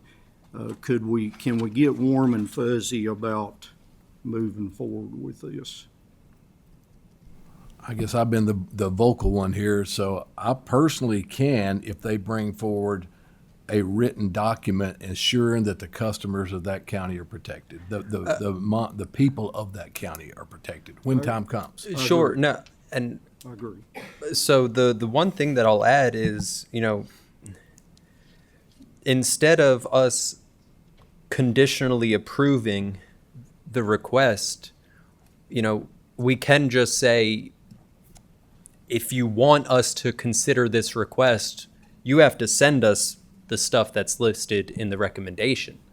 I'm fine with that. And my understanding from what they said, they were bringing that back to us in September, correct? Maybe I misunderstood, but what I understood was, okay, cool. Yeah, so I mean, we can just say, we can essentially defer any action, and they have now in front of them what we need. And if they come back to us in September with this, then we can deal with this officially. So we can defer any action today.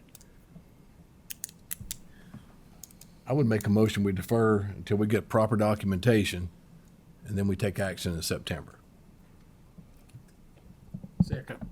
All right, we have a motion by Mr. Giles and a second by Mr. Stone to defer action until our September meeting pending the additional information that's been laid out that is going to be required for approval. Mr. Chairman, just one question before we vote, and I'm for the motion. But will this in any way, Ross, stop the progress of the project? No. They can continue on as they are going on, no matter how illicit that water system being installed is. I mean, they've been going ahead and doing it now. I don't know why they're going to stop. And so the other thing that I'll add is I really recommend y'all get this on the T-Board's agenda for September for approval of that water system. The one question I have, Ross, is one of Mr. Adams' concerns is that we're setting precedent. Yes. Is this unique enough to where we're really not setting like a precedent on having T-Board staff allow something that we don't normally allow from that standpoint? Yeah, I do. I do think that this is unique enough because generally when I've experienced things like this in which I'm involved, it's not so last minute, because there is some sort of issue with needing to have this money spent before the ARP deadline. I will agree with Mr. Giles' comments that, this could be perceived as a bad precedent because this board stands for financial accountability and financial well-being. And we're essentially saying, take action first, plan later, because that's what's happening in this instance. And I understand that they've had discussions of plans and they have ideas, but nothing has been solidified. And that's what we're asking them to do now is solidify everything and bring us the plan despite the project being 75% complete. So is it a bad precedent? Perhaps. I don't really know what other option that they have in this instance. And, what I would recommend to organizations like TDEC and ECD, whenever they have these projects that are financially questionable, that maybe a lot more due diligence is done before money is awarded, because Grundy County was given the money and given they've been pursuing this, and that's all I have to say. Mr. Carter. Is there anything in the law, any ramifications that would stop this from happening again, or is it something that can be added, fines, penalties, whatever, so that we're not in this situation where we have to approve, but it's already happening? We have the ability in the statutes to do our orders, do our sanctions. If it really comes down to it, we can seek injunctions in Chancery Court, but outside of that, that would be where our jurisdiction ends and where our enforcement action would stop. All right, with no further comments, we'll call for question. All those in favor of deferring until the September meeting? Aye. Opposed? Motion carries. All right, board, now we are moving on to the next item, which is the Sylvia Tennessee City Pond Utility District. And there is Mr. Michael Wall here. He is serving as representation of this case. And board, I will say that I made a mistake in that this was a late addition to the packet. And so trying to get this to, properly noticed for Mr. Wall and Mr. Davis, they were given, I think we talked on Monday or Tuesday. So they did not get a lot of notice that this was going to be on the packet. So with that being said, I'll give you a brief summary of what this is. And then if it's okay with the board, I'll invite Mr. Wall to come up here and address the board. However, so y'all may be familiar that prior to recent law change, if you were a utility district commissioner and you failed to meet your training requirements and you did not receive an extension from the comptroller's office, you are prohibited from serving on a utility district's board ever again. Well, the law changed, and now you can petition the TBOR for reinstatement of your eligibility to be able to serve as a utility district commissioner. We're not if the board votes in the affirmative today, you are not reinstating him as a commissioner of Sylvia, Tennessee City Pond Utility District. You're merely reinstating his eligibility to serve again. And the other thing that I'll add is one part of the law that's important to know is the law requires one cycle off of the board. So it's not like you can get your eligibility reinstated while you're serving. You do have to come off the board. So this gentleman has been off the board for some time and is asking the TBOR for his eligibility to be appointed back to the utility district be considered. With that said, there is counsel here that is able to address the board should you have any questions. And again, if it becomes problematic that Mr. Davis is not here, keep in mind that is completely my fault, that we did not get them proper notice. And I'd be happy to delay this until September if they so request. But otherwise, I would appreciate an opportunity to hear from Mr. Wall. Mr. Pelham. Mr. Chairman, Ross, if I may ask two questions. Number one, is Mr. Wall representing only Mr. Davis, or is he representing Mr. Davis and the utility, number one? And number two, has the utility district offered any opinion about the desire for Mr. Davis to be utilized as a nominee for a board appointment seat? Sure. So I will let Mr. Wall himself answer the first question and probably the second question as well. However, board staff has not been, it's not like I've gotten a letter or a call from their manager saying, hey, we're trying to get this guy back on. So as far as I'm concerned, the only correspondence that we've had has been with Mr. Wall on this issue. Otherwise, I would invite Mr. Wall to come up and introduce yourself and address the board. And I'll give you 3 minutes, and if you take that long, sure. If not, the board will have questions. Okay, great. Thank you for hearing from me today. I do represent Mr. Davis. He's the only one petitioning TBOR because I think the statute requires him to be the petitioner, but I also represent the utility district, and I can represent that the district is very much in support of Mr. Davis's petition because they know they may need someone to serve in the next couple of years, maybe replace a commissioner who's currently sitting, and they think he's a prime candidate for that because of his experience, so they would love to have him eligible at least to go through that process. He would still have to be nominated and appointed by the county mayor, but yes, the district is in support. Just wanted to bring up a couple facts. You may have seen them from the packet already, but Mr. Davis defaulted on the education requirement way back in 2015. He didn't blow it off. He went to the TAUD conference in Gatlinburg, and his employer called him back early, so he got 5 of the 12 hours. I think he was a little confused back then about the requirement. He actually worked at a natural gas utility and thought that all the training he was getting there might somehow count toward the utility district requirement, which it did not. But in any case, he got 5 of the 12 hours in 2015, and when he realized that was a problem, he resigned. So it's been a long time, and to show how serious he is about complying and that he understands what he's supposed to do, he went ahead and did all of the training that he's supposed to get if TBOR decides to reinstate him. The statute says if you all allow him to be eligible again, that he's supposed to go ahead and get his hours right away within a year, and he's gone ahead and exceeded that. I think he's gotten 17 and a half hours or something. So he very much takes this seriously and would like to be eligible to serve once again. He's a person who not only has been a commissioner of this particular district, so he has some familiarity with the district, but he has a lot of experience working for that other utility. So in general, he has quite a bit of utility experience and would be, they believe, a good commissioner if they need him. So unless the board has questions, that's all I have. Questions for Mr. Wall?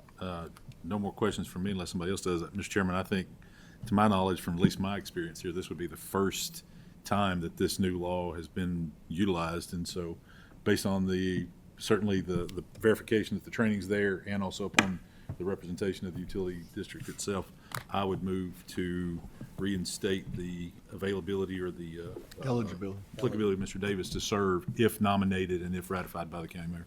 Second. Oh, hold on. We're gonna need specific language in this Okay. order. So we're gonna have to require the petitioner to obtain 12 hours of training and continuing education within 1 year of the date of the order. And then it also must include an effective date for eligibility reinstatement. So whenever you guys determine that would be, and then you can include any other terms or conditions that you would like to. But the first two things must be included. One question for. Mr. Hampton. So, based on what you said, the educational, that we have, the certificate we have here would not be eligible to meet the 12 hours. It says within 1 year. It doesn't say whether if it comes at that within comes after or before. So to the board's discretion, you could count that initial, his last 12 hours or however many Mr. Wall had indicated. And so my recommendation is if the board plans to vote affirmatively in granting this gentleman's eligibility, given that he got more than 12 hours back in March, which was just a few months ago, I would implore the board to grant that. Is, getting 17 hours, and then we're going to throw another 12 at him. I don't even know if there's that much training that he can get that isn't the same stuff over and And then over again. reappointments now, the amount's cut in half, so you'll have to get 6 instead of 12. Yeah, after so, 3 years. um, First year's still 12, yeah. Subsequent. And the one other thing that I'll add while I have the mic, Mr. Pelham, you are correct. This is the first case of this being heard by the T-Board. I don't want this to become a thing where people think the T-Board is just going to rubber stamp anyone who's had this issue. I think that Mr. Wall did a great job at explaining that, it's not like he had 0 hours. He had some hours. He found out that it was an issue. He resigned. And then he wants to get his eligibility reinstated after some time, and he went above and beyond and got all the training. So this, in my opinion, this isn't just a guy made a mistake, he didn't really care, and now he's back in front of us. I think that there is a good faith effort that's been demonstrated. Mr. Hampton. Well, I'm for it because, to your point, it was a good faith effort, but it wasn't that he stole money. Yeah. It wasn't like there, there's so many other, or he was just negligent, that we've met from all these other board members who have not done this and have done something else. So if it's just hours, I think that's okay. But if he had a person, not him, a person had much more, they had different reasons why they got removed from the board, then Sure. I'm okay. But So we need to set a date when he. You need to set an effective date for eligibility. If I may, Mr. Wall, is there a date that you or your client would prefer for when the eligibility restarts? Like, would July 1 be fair? I think that would be fine as soon as possible because, again, they're One second. anticipating one of the commissioners may drop off at some point, so July 1st might be just fine. So Mr. Wall just shared that July 1st would probably work just as soon as possible because one of the board members may be falling off the board soon. You got a question? Mr. Chairman, I would amend my motion then to include an effective eligibility date on or before July 1st of 2026, and the 12 hours of training also be acceptable, any hours achieved within the previous 12 months to satisfy those or the next 12 months. I'll second that amendment. If that's acceptable legally. That is acceptable. Two things. I saw Mr. Hampton may have had a question, but no, that your amendment works for my question. So okay. I yield. The one thing that I'll add is because we might be kind of setting a little bit of a precedent here, and so I think it's important that we get this right. So, if the law is requiring that they have to meet their training requirement within 12 months, within a year of their reinstatement or the eligibility reinstatement, are we adopting the framework that it's a year either way, 6 months either way, for a total of 12? Like, how, I would say, like, the way every I would read it, it would be 1 year either way. 1 year either Yes, way? 12 months in either direction. Okay. So. Mr. Hampton? Well, taking that consideration, could we just say that he was reinstated as of January 1st? Because then that would include the hours, and we're not And then it's going to we're not doing the 12 months before and after, Yeah. because he got all his hours since January 1st. I don't see an issue with that. Also, I hate to muddy those waters, but I would disagree. Okay. 12 hours to eligibility does not impact the 12 hours that would be required after appointment. After appointment. So, okay. So that 12, that's why I was trying, I guess, to give that grace period. That 12, you don't have to have hours to be eligible to be nominated. Yeah. That clock for the initial board appointment typically starts from when they were ratified and signed by the Well, county and executive. but keep in mind, we're not reinstating him today. We're just reinstating his eligibility, His correct. eligibility. So But the 12 hours, you don't have to get them on eligibility, you get them on appointment. he's going to have to get them no matter what on appointment. So here's what I'll say is that moving forward when it comes to these cases, I think that it's just kind of a let it be known that it looks really good when you come in front of the T-board to go ahead and have your training knocked out. However, if we run into the case where a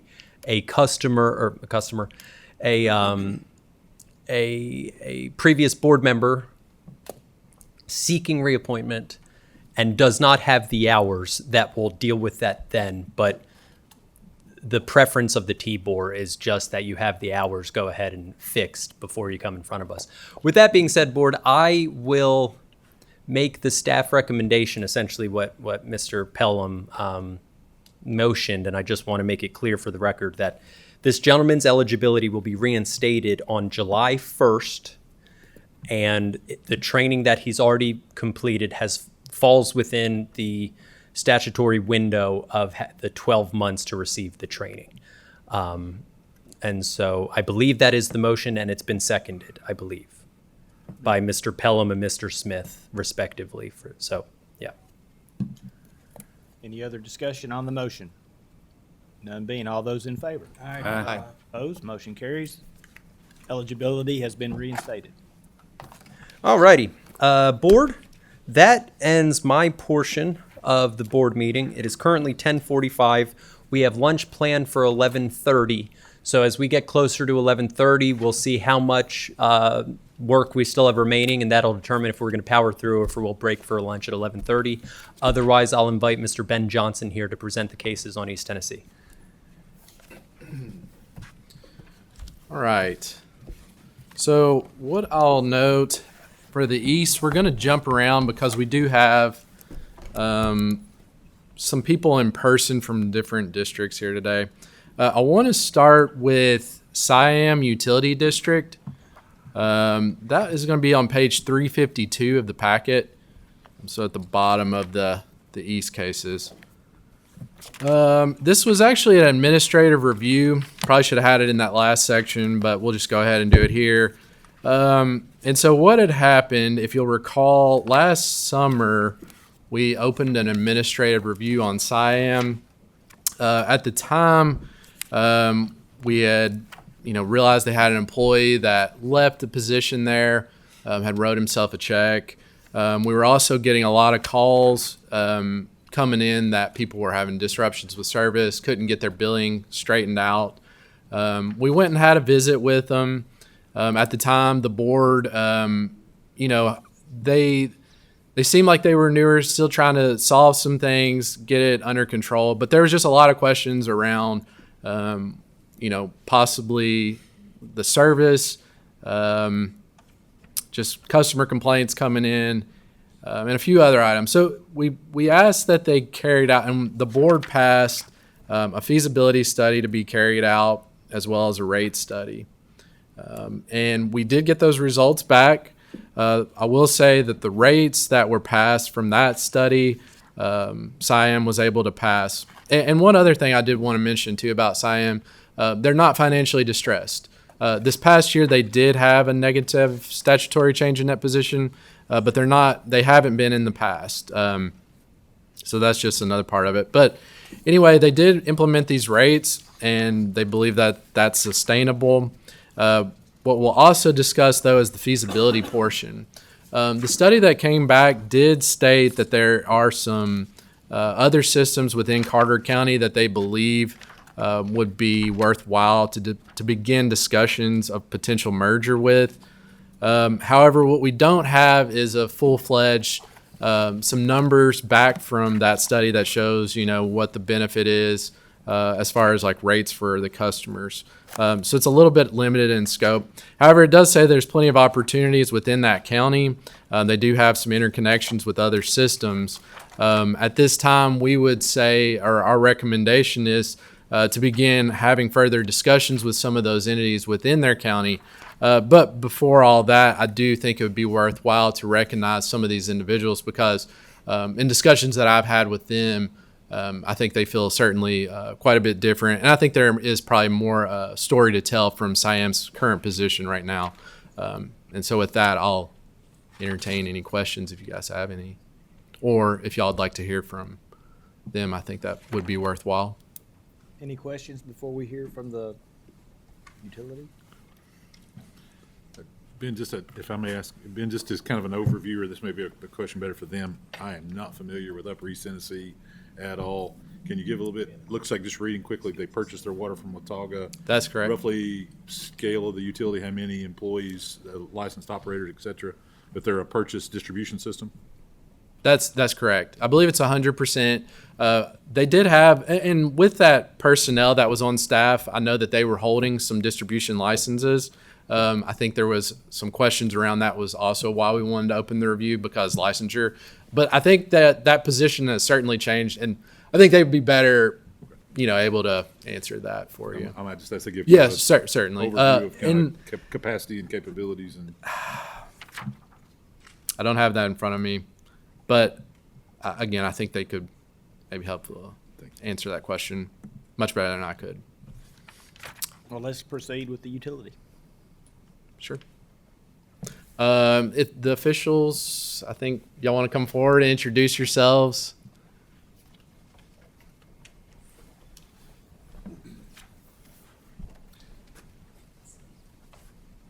Hey, how are you? So if you want to just introduce yourself and. I am Michelle Board. Thank you for having us here today, Chairman. We appreciate the time today. I'm Michelle Henniger. I am the manager of Siam Utility. New to the position. Things have really just took off really quickly since I've been there. I know the feasibility study has a lot of information, but there's a lot of things that we're working on. One of the things is I heard you say, Mr. Johnson, was the customer issues. I really feel like that we have made real good strides with our community. I feel like that they have faith in us. They trust us now. We're responding quicker to things and implementing things. I heard you guys talking about the ARP grant. We saved that. We replaced lines in 3 roads. Had I not come on, not sure what would have happened with that. But this is my board president before I go on, Joyce Treadway. She's also a customer. So she's with me today for support. The letters that we brought are from our county mayor, the director from our local city, also Water Authority themselves, showing the strides that we've made at the utility. So what we're asking for this review is that you consider giving us a year. Our new rates just went into place, and giving us time to prove to the board that we will be sustainable and take care of our customers like we should. Any questions or comments, board members? Thank you so much for being here. Yes. Thank you. Thank you. Thank you all. Thank you.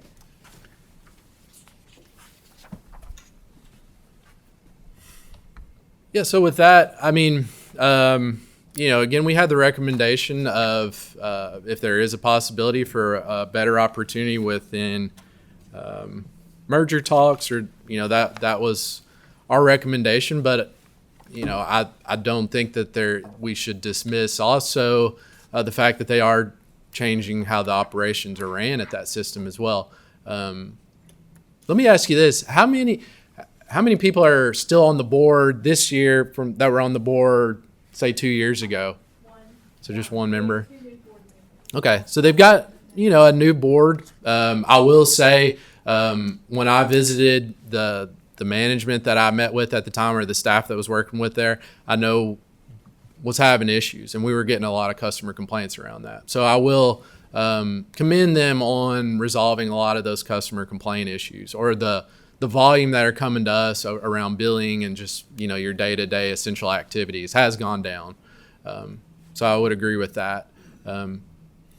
So, you know, I think at this point we've got that, but if y'all have thoughts on maybe how we could proceed, if we wanted to extend that timeline to review what's going on there, you know. Mr. Perky.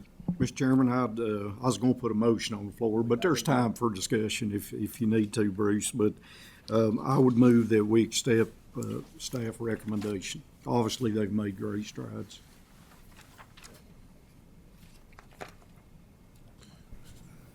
Staff recommendation to extend or to, It's to extend, I believe, isn't it? Isn't that what it said? It's best consolidation. Well, not in the original recommendation, so that gets added on. Yeah. It really would be probably, you know, we'd want to change the recommendation to say that we're going to provide something, if this is, you know, if this gets a second, something along the lines of an extension to see where they stand, you know, a year from now. Matt, we could probably wordsmith that somehow, I think. that's right here. Yeah, we could delay any discussion on consolidation pending a review of the utility for the next year. Yeah. And then come back and determine if they need a consolidation then. That I think we were on the same page, but I would recommend 1 year. We extend 1 year for evaluation and then reconvene if it has not continued to improve. That sounds good, Mr. Chairman. I guess I made the motion. Who made the motion? Well, I would, I think Mr. Perky's going to amend his motion. I'll amend the motion to say that we give them a 1-year extension and staff monitor them, and that, well, I will not even mention consolidation in that motion. We have a motion from Mr. Perky and a second from Mr. Giles to extend 1 year and keep monitoring the utility district. Very good. Any further discussion? None being, all those in favor? Aye. Opposed, motion carries. All right. So staying in the east cases here, we're going to jump back up to Mooresburg Utility District on 172. So take it way on back, guys. Thank you. Mooresburg, I believe, also has an official here as well. But what we'll say first, just kind of in summary, this one goes back to 2021. You can see, you know, there's a long narrative there of what's going on with Mooresburg. We've had some turnover within their board, as well as staff that's left, staff that's come back. They've had an investigation in there. Ultimately, we've asked this time last year for them to complete a feasibility study as well as a rate study. We asked this probably 3 years ago as well. We've continued to ask for this. What I will say is they did get a study completed for rates, okay, with a recommendation for those. What I was last informed was that they have not adopted those rates at this time. And what we'll also say is the feasibility analysis essentially says that a feasibility analysis would be worthwhile, but it doesn't provide any recommendation or, you know, it just says a preliminary evaluation. That's really all that's been carried out, and further feasibility study needs to be conducted. And so at this time, you know, what we're saying is that, well, we need to go ahead and implement the results for the rates that were found in this study. And then also around the feasibility analysis, we've provided a lot more specifics around what that study needs to look like. You'll see that we've got a review of the closest local governments, a detailed analysis of at least 2 of the utility systems identified, a breakdown, what capital improvements, analysis of whether managerial and financial only consolidation is a viable option, a report that includes the current rates of the utility and the estimated rates for every option presented and the findings required by the paragraphs there above. So essentially, we're just asking for a little more information so that potentially we could see if a merger is feasible in this area. And that, yeah, and then there's a deadline of August 31st, which is a pretty quick turnaround, but we do know that there's been a lot of work that's been carried out to this point to get to where they're at with with that study. So with that, do we have any questions or? Yes. So on page 173 in the recommendation you have 2E, you mentioned 2BI and 2BII, but where is 2BI and 2BII in the recommendation? Are they missing or is it? I think okay, so that needs to be corrected. That is essentially saying all of the items that were listed in B. Okay. That needs to be corrected. Okay. All right. Just wanted to make sure I didn't.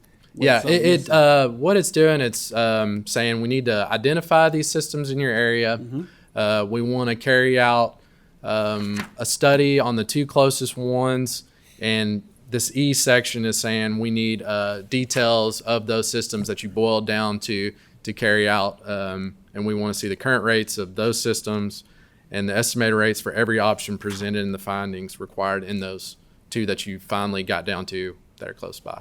All right, so going back to 2B, it ends in a colon, like it's a list should be, so we probably should adjust that sentence as well. All right. Yeah, we do.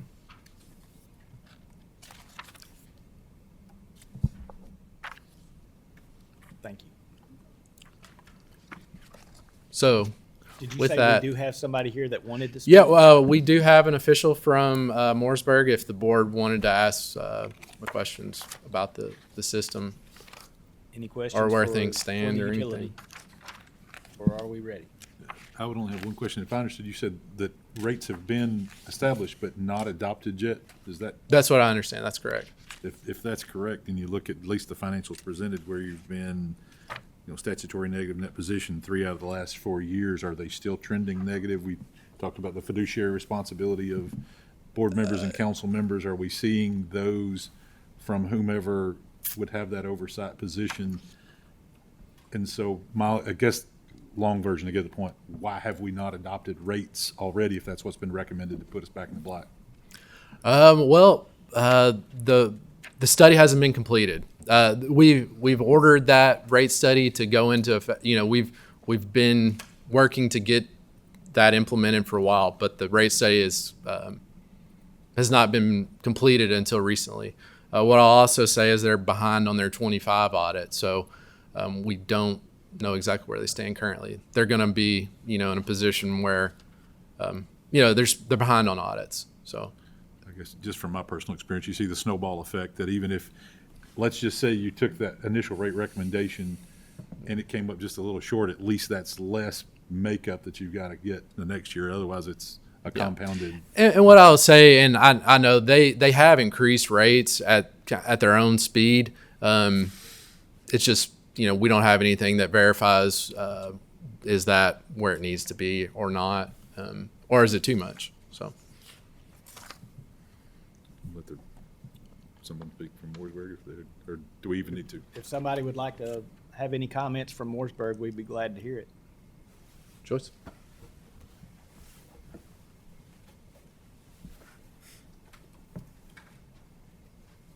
Just make sure you state your name. Thank you, Ben. My name is Joyce Carpenter. I'm the general manager of Mooresburg Utility, and as far as our rate study goes, we have adjusted our rates. I don't know why you didn't get that information. I thought he did say that it was put in there with our rate study that we sent in. Was it adopted? Yes. Oh, okay. Yes, it has been adopted into our minutes. We went from The base rate we left at 29.28, but we did raise the next 1,000 gallons from 8.58 to 12.58. And again, that was the information that was incorrect. Because they have, I think, 621 on your all's paperwork, and as our base rate, it was 8.58 on their base rate for the next 1,000 gallons when I first went to work there. Of course, in the past, most of the information that was given has been undocumented. It's been incorrect, and I've had in less than a year to try to correct everything. So I'm still working on all that.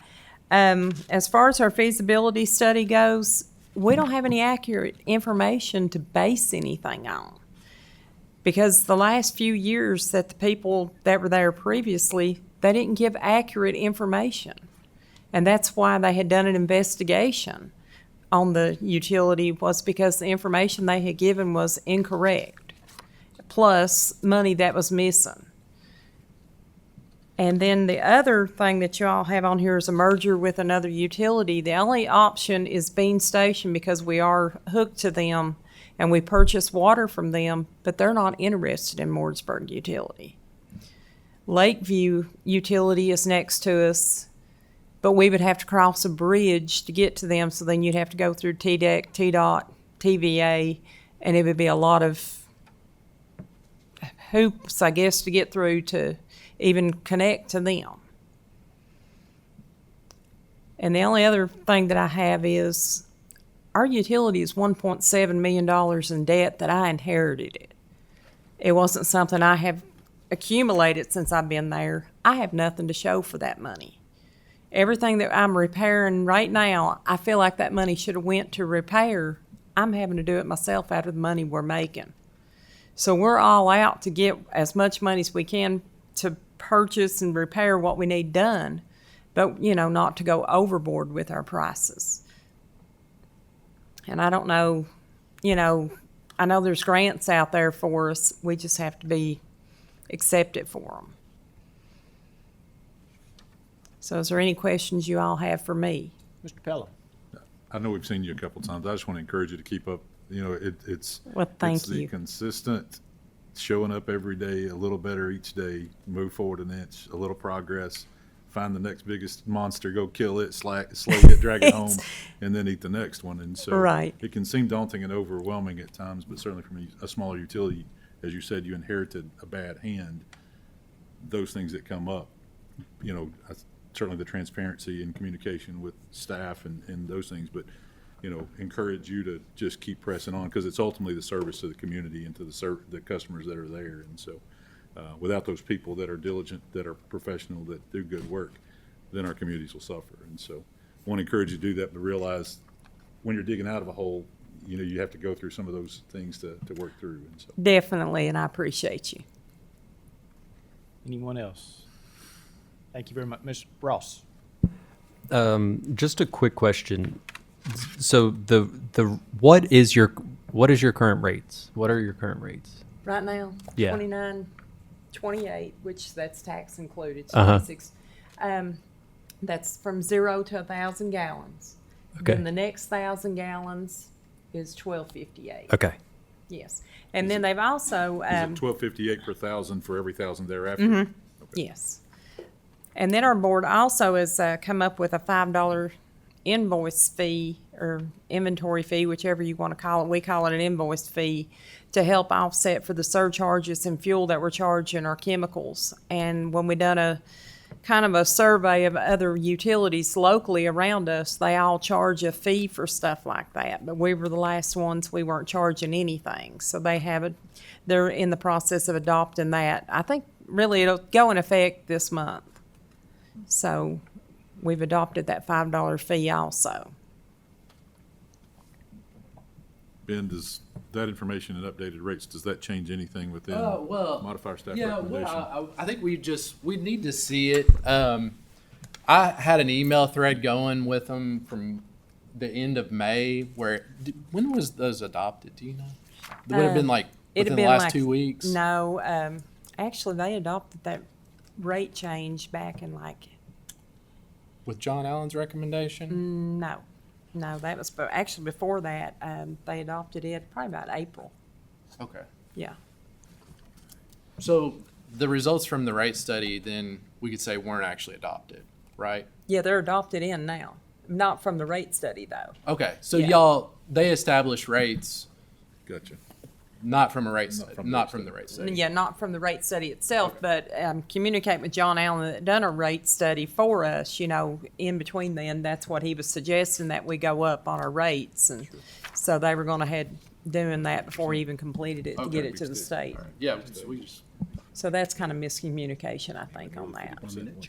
Okay, well, I Ross? mean, I just, like I Yeah, said, I think- which I do have a letter from John here, if they're interested in seeing it.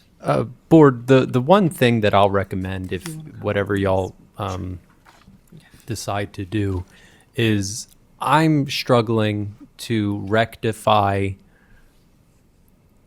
what was suggested by Hatfield and Allen and what was adopted. Let's remove what was adopted from the conversation entirely. On page 188 of the board packet, which is page 13 of the study completed by Hatfield and Allen, it shows the current base rate at $26.68 and the current flow rate at $8.58 per thousand. And it states what the additional revenue is that they need. And maybe someone on the board with all y'all's knowledge can help me understand. But in order to get the money they need from the base rate only, it says $24.27, $25.68, then $27, and the $8.58 stays stagnant. And then it says increase from flow only. $26.68 stays stagnant, and then $7.44, $8.11, and $8.73. So And then increase to base and flow of 29, 29, 29, and then 621, 689, 752. So if I understand, if that flow rate needs to be in addition to what was already done of the 858, if they adopted the Hatfield and Allen recommendations, like the flow rate shouldn't be going down that they need to charge. I'm interpreting that number as what they need to charge in addition to what they currently charge. May I respond there? I've done a few of these and I've been around many of them. But the way I would interpret that, Ross, is Hatfield and Allen is given three options. If you modify it by only increasing the base rate only would be the first line. Correct. And you see the 858 stay flat. Yep. You would then increase your base from 24.27 to 25.68 to 27. Well, but then if you went down, if you look at the 873 and then you have both, you have it's like three options. No, to get to the revenue target. but what I'm confused about is the current base rate is 26.68. Right. Yeah. And so why would you go down? Yeah, why would you go down? That makes no sense. And then, so that's what I'm saying is that there's confusion. I don't know what Hatfield and Allen did unless they're saying that, the increase from base rate only, or even the increase from flow rate only, is that's the number you need to add on top of what is currently being charged. Because that's the only way that I could interpret that. So regardless, whatever was adopted, I applaud the utility district for adopting an increase when you need more money. I don't even know what Hatfield and Allen was recommending to begin with. I agree. It's not clear. No, it's very unclear. So I think that It appears they've adopted the max of both options of the base and the rates. To go well, generate but the even then, if we interpret the way that I'm trying to see it as what is being suggested is what they need to add on top of it, like I just don't know where the numbers come from. So what I think that the board needs to do is to not only go with what Mr. Johnson was recommending, but they need to go back to the engineer and who did this and say, what do I actually need to adopt here? And can I as staff to the T-Board, I want to see a correct report. And I want to verify that that's what the utility adopted.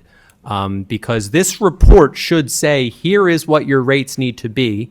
And then we should see something from the utility district that says, we adopted that. And again, I'm so glad that Mooresburg adopted the new rates. I just don't even know what they were supposed to adopt.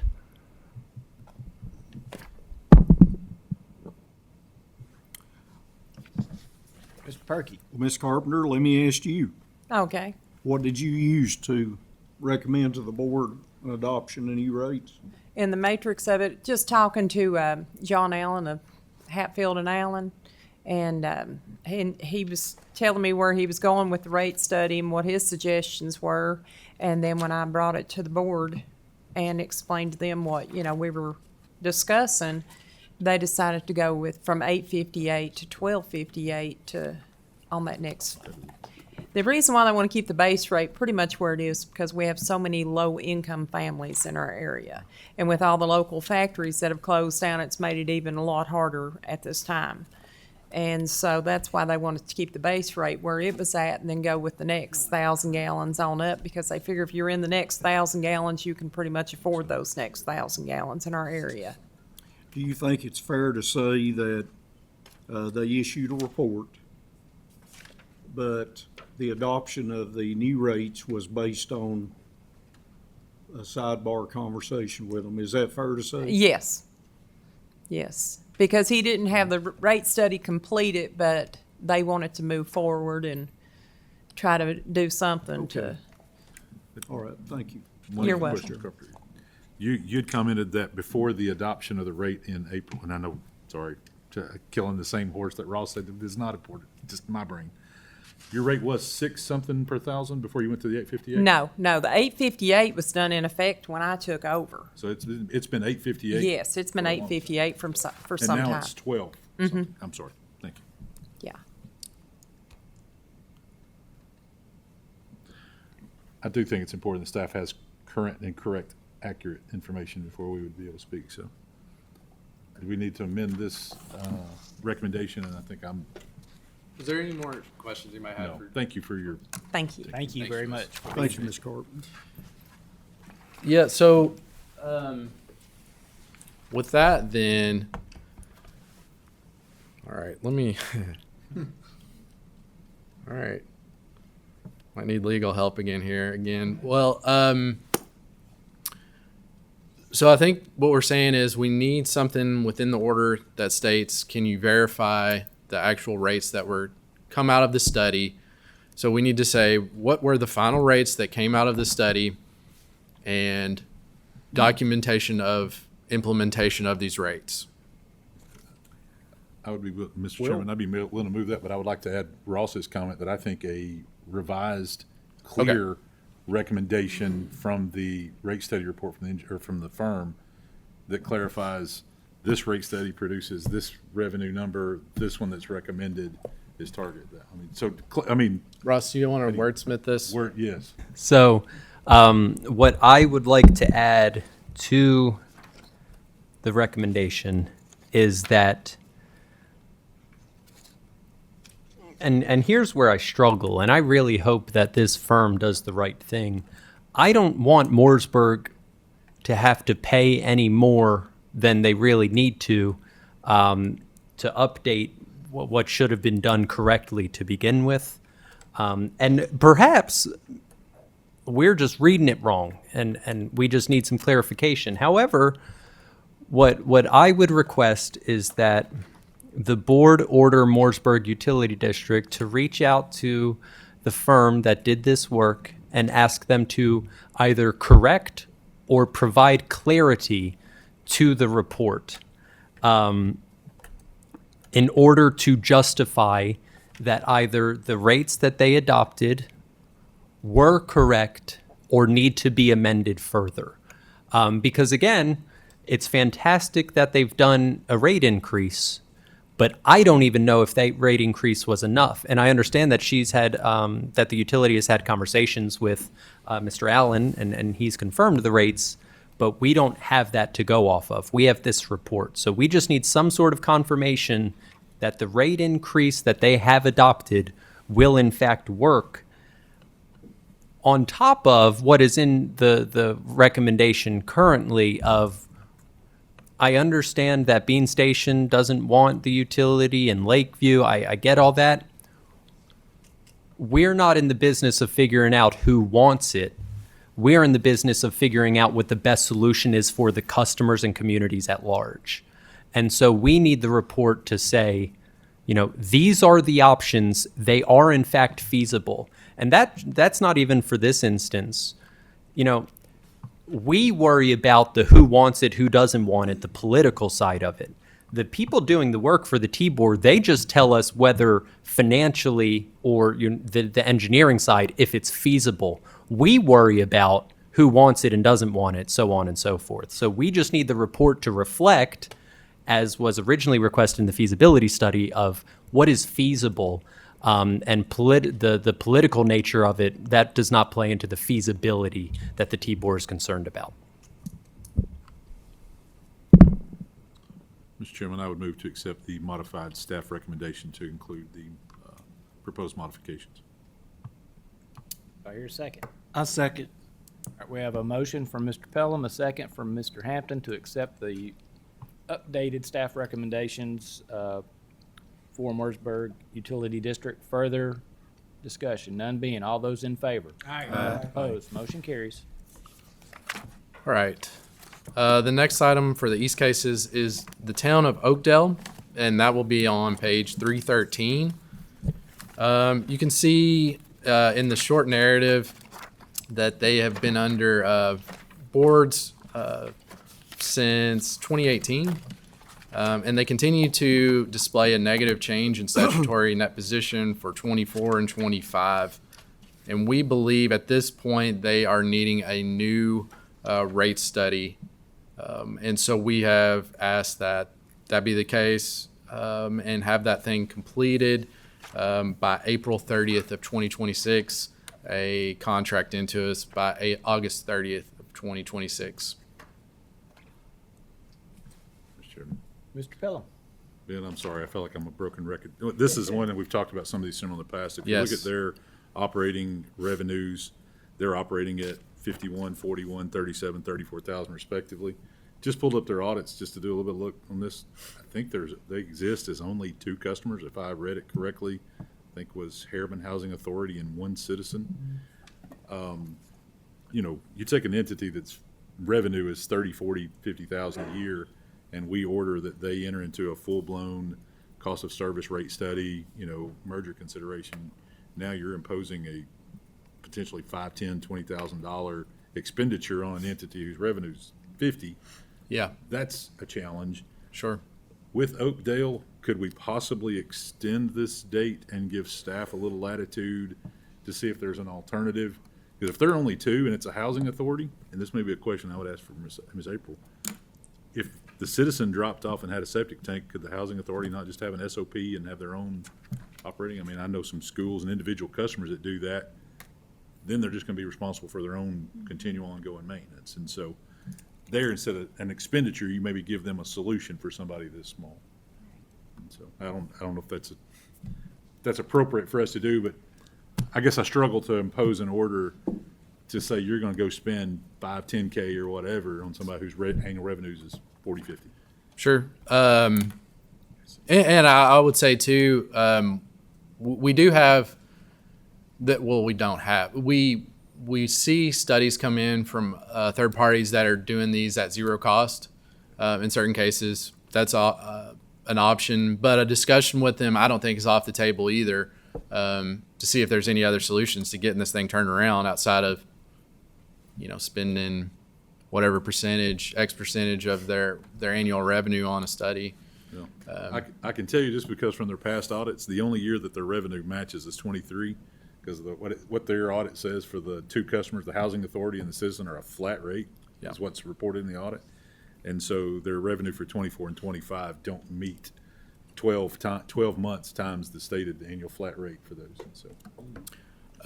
Yeah, I can comment on that because I just did the math, and Mr. Pelham actually brought this to my attention yesterday. So in their audit, it states that they have 2 customers, as Mr. Pelham said, the housing authority and 1 private citizen. The housing authority pays $3,380 a month flat, and the private citizen pays $52 a month flat. And if you do the math, it's $41,800 $41,184 is what they should be recovering, and they recovered $34,164. So like the math doesn't quite add up for what should be a pretty easy equation. I will say that as board staff, we don't have a problem working with such a small utility, so they don't have to take on such a, any dollar that this utility can save is important. And so if they can't find, any sort of free resource out there to get their rates right and figure out what it should be, that board staff can work with them. So on this one, maybe pushing that date out for a contract and letting board staff go in and work with them, and then we can come back in September with a better recommendation for the board. I'm fine with that. Well, so hold recommendation. I think we can reasonably hold this without having an order right now. Correct. They're still under financial distress with us, so it's just a rework of what the recommendation will look like at our next meeting. I might suggest if you just extended the August 31st date to say November 30th, that's going to be past the September. Okay. Then the order's in place. If they don't comply, staff's authorized to do the order. But if they come up with an alternative, you could amend that or have something at the next board meeting. If they're, honestly, if it's two, I don't understand from an operational standpoint how you don't get out from under that and just turn them into an SOP single operation. I mean, then that's one less entity y'all have to regulate and we have to take care of it again. And they've just got to fix their own sewer because it's really only one, right? Yeah. I mean, I think it's just certainly a discussion of other alternatives, potentially with them moving the contract date back to what you say again? Matt, did you get it recorded? Mr. Chairman, I'd move to do that and amend point 2 to November 30 of 26, point 3 to April 30 of 27, and then add the provision that staff is authorized to seek an alternate resolution. Yeah. Point 3, I think, would be 27. Yeah, that was incorrect right there. Good catch. I second that motion. All right, we have a motion from Mr. Pelham and a second from Mr. Giles to accept board recommendation with the amended dates of November 30th and April 27. Yes, sir. And also the authorization of staff to seek an alternate solution that would mitigate the full cost study. With staff seeking additional solutions if possible. Further discussion? None being, all those in favor? Aye. Opposed? Motion carries. All right. The next entity or utility will be on 316. This is Oliver Springs. If you recall, they're one that's been under the board as well for quite some time. 2021. They were ordered to carry out a feasibility study as well as a rate study. They have carried out a rate study, but one of the caveats with that is it's based off of late audits. We've seen this happen in the past. They're in the middle of working on a new rate study based off of updated audit figures, but they've got to get their most recent audit in. The other part about this is the feasibility portion of it. The other entities in their area that were brought up in the study was Oak Ridge, which the study doesn't really make clear if it would be beneficial with Oak Ridge. The entity that they do point out a lot that they think would be worthwhile is the Cumberland Utility District of Roane and Morgan counties. However, you'll recall Cumberland Utility District has been before this board, and they're actually getting their own study carried out currently because they've had some issues for administrative review with us. We are in this position where there's really, I wanted to update and say that things are happening, but at the same time, the options that are coming back from the feasibility study aren't They're not feasible. Yeah, that's the word I was trying to say. Feasibility study is showing it's not really feasible, and the rate study is still, there's one completed, but there's still some updates that need to happen because they're behind on audits. Really, it's just more than anything letting y'all know, but if there's any discussion or questions around it, I'd be happy to answer that. But what I do think is that once we get that rate study, there's going to be some more clarification. And then maybe once we hear back from Cumberland from their study, there might be some more clarification. But it's just an item to keep on everybody's radar, I think, at this point. If I may ask, what's Oliver Springs' current status? Because if they're that negative for the last 4 years, 25's behind schedule, and you're pretty much through 26, are they just digging a bigger hole? That's a good question. I hope that the 25 audit shows a lot better picture, but I can't say for sure. They don't indicate one way or the other to me. The biggest thing is they're just trying to promise an updated audit or a new audit. I would probably go back to a comment that our colleague, Mr. Perky, made. Did they not produce balance sheets or P&Ls at any, either monthly, quarterly, that they, even if they're not final audited financial statements, Right. are that some additional documentation they could provide staff just for oversight and review? Or do you even know if they produce those on a frequency? It'd be an item that we could ask them about. They may have an official that I think is that Corey? Yeah, so their general manager, Corey Jenkins, he's actually raising his hand. If y'all wanted to offer up some of these items to him, we could. Yeah, let's recognize him. All right. Are you on there? I would ask two questions. One, do they produce monthly financial statements? And two, what's the current status of their pending 25 audit? Yeah. Corey, if you want to recognize yourself, just unmute yourself and just state who you are, and if you could just answer Mr. Pelham's questions.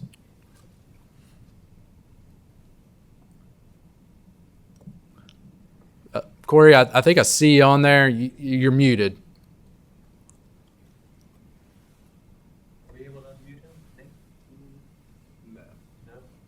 He's muted on his side. He's muted on his side.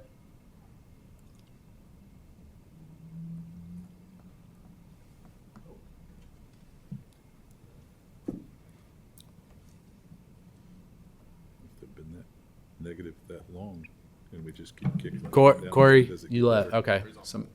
He's on hold. Okay. So technical difficulties. I still think it'd be an item we could ask about between now and then. I mean, if we wanted to, if anything, if there's further gathering of information or additional items that y'all think that might be worthwhile between now and say the next. When did you say you expect the next reporting round of either rate study and/or consolidation merger evaluation? The rate study will be the next thing. Like I said, we've got back the feasibility analysis, and it's all the options aren't good. So I think it's just waiting on this audit to get out, and then an updated rate study. Jackson Thornton, I believe, is the one that they're contracted with on this. Ben, do you, and this might be a question for LGA, do we know when their audit's supposed to be done?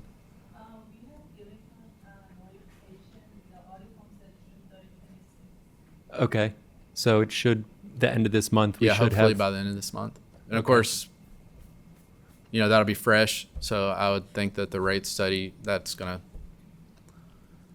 to take a little bit of time. But yeah, the one thing that I'll offer is,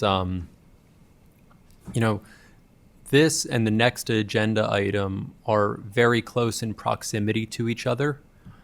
And so I think that this is going to take a very creative and surgical solution to figure out how to help stabilize all utilities in the area, especially given the other work that we're doing in Cumberland Utility District. So, because part of this has to do with, our board members, our board member Candace's utility, and also Mr. Mike Monroe from Plateau Utility District, who's here. There's just a lot of utilities in this area, and it's going to take a decent amount of work to figure out what's going to happen. So, I don't think on Oliver Springs we really need anything from the board at this moment. But I think that we could wait and have probably a better discussion in September about this. If that's the case, Mr. Chairman, you But- need an action to table it then? Yeah, I mean, it was just a discussion. Really, it just had been an item that we hadn't touched in a year, and there was all that outstanding, and so it just felt like it was worthwhile to bring, just having y'all's mind as we move forward. Because of Mr. Perky's point, I think it would be interesting to see if that's the case, do they present? Yeah, I mean, I think that's certainly something.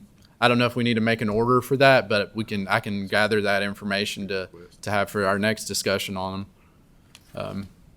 And it's a municipality. Yeah. The worst case, you'd think that'd be at least 1 month behind. All right. I think we're ready to move on. Well, yeah, with that, we'll move on. The last item for East, and I know we're right past it. Do y'all want to finish East and then, or do y'all want to? Yeah, let's finish these. Then Yeah, let's finish this next one. This is in Morgan County, the city of Sunbright. Again, they're going back to 2018 for financial distress. They're continuing to stay in that negative position. And this would be asking for or recommending an updated rate study for them as well. I would offer almost just copy and paste my last comment. They're so small. I mean, you look at them, it's, when I looked at them too, their operating revenues are 40K. Yes. I think for their last 2 years reported 63 and 66 respective sewer customers, which would be, you wouldn't be able to possibly find a solution with them. But unless the board has a question, I would almost make the same motion, modify the date to November 30th, give staff an alternative to maybe find if there is a potential other solution than a more expensive rate study, and then change the 26 to 27 on point 3. Yeah. So I copied and pasted that last one into this Yeah, one. copy, And paste now my comment. we're gonna We'll tag team. redo yours and copy and paste. So, yeah. I would make that motion. That makes sense. All right, we have a motion. Do we have a second? Second. We have a motion by Mr. Pelham and a second by Mr. Smith. Ross? Before, sorry to interrupt, but before we move on, Mr. Mike Monroe from the Plateau Utility District is here, and they are a logical solution to Sunbright, and so I think it might be prudent to hear from Mr. Monroe before the board takes a vote and closes this agenda item, if that so pleases the board. Please. I think so. Mike, you're the water provider and builder for this one? Yes, sir. Yeah. Ross just referred to us as the logical choice, is that it? A better way to say that would be the one in the way of the freight train. Because this came up in, probably 2019, 20, prior to us taking over Wartburg, City of Wartburg Sewer, which we're now the proud or not so proud owners of. We actually are very proud of the accomplishments we've made. So at the time, I did a pretty deep dive into what would it take to make Sunbright a viable entity to take over or to stand on their own. They cannot, under any circumstance, be financially self-sustaining. So when the train hits us, what we will be doing is propping them up with revenues that we've collected from someone who gets no benefit from that service. It's here. TAUD already did a study on this. I was wrong in thinking, and I talked to my staff, I said, they've already been ordered to do a rate study. They weren't. It was studied, but they weren't ordered. The rates will triple. It will exceed the pain threshold, and county mayors will be called, and it'll be a hoopla, and it exceeds the pain threshold. They have to be propped up with revenue from somewhere else. And I'm well aware that we're the bullseye. We took over Wartburg, which was in shambles. I'm pleased to report, since we've taken them over, we made $108,000 the first year, $141 the second year, and $169-ish the third year. In addition to that, we went from having Wartburg's 0 certified operators to 5 certified collection guys and 3 grade 3 treatment operators. We didn't hire them from without, we trained them from within. One of the proudest things I had happen was a call from Robert Ramsey from TDEC, who was in a meeting and had stepped out of it. It was the review of the 303D list. Do we all know what that is? Our receiving stream has been on that list since I can remember. I remember the signs as a child. The stream is right down the road from my house. He had been preparing himself to defend, hey, Plateau's taking this over. Why are we not seeing improvement? But our effluent quality has improved enough that it's been delisted. It's monumental and most people don't even understand it. So, sure, we are the logical candidate. And there are a lot of things going on around us outside of Sunbright. Yes, we are interested in having a water source. That's not on today's agenda. I know that. That's this one that we put together. We weren't ordered to do anything. It's feasible. It's feasible. Answer's right here. Don't give us all losses. Give us some wins. We need a source because I've been listening to these meetings, and it is the movement in this industry. And I actually agree with it for a lot of reasons, not just because I need a source. If we don't get a source, because that's what the mergers are going to follow, that's our only weakness. Our source is too small. We're beating the pants off of everybody in most regards.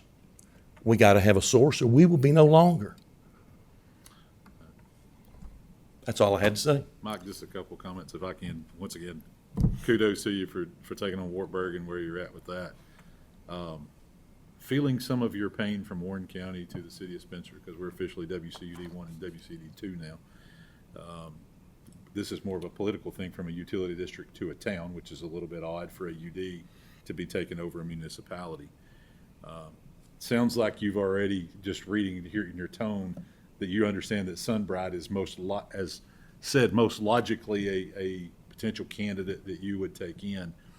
I might suggest to you that if that is found to be or suggested in order, that due to the political headache that you as a manager, and I know my phone blows up sometime, that if there have to be rate increases, that those be at least shared or partially adopted by the entity before you take them over, so that you're not perceived as the guy who just killed them. That you just didn't raise the rates, that you're the one and you're the one who carries all that load, that it's at least borne by some of the people who created the problem. I couldn't agree more. I have suggested that in the past because I knew it was coming. And had I not got on a roll, it was part of what I intended to say today. Free advice. Mr. Perky. Mr. Chairman, just one brief question. How much debt do they have, Mike? I looked at their liabilities, but how much debt does Sunbright have? You know, Mr. Perky, I didn't brush the dust off of this other than to say I wanted to see what the recommended rates were from the TAUD study. I did look at that, but that's been 5 or 6 years ago, and I don't recall the answer. If you want to have me look at that, the last they've reported is, and I don't have the audit in front of me, but their total liabilities are $2,400. So assuming all of that is long-term debt somehow, they got $2,400 worth of debt. So Nate's saying they're not showing any on their most recent audit. they don't include, I'm sorry if I interrupted you. If you look at their statement of operations, there's 0 salary expense in there.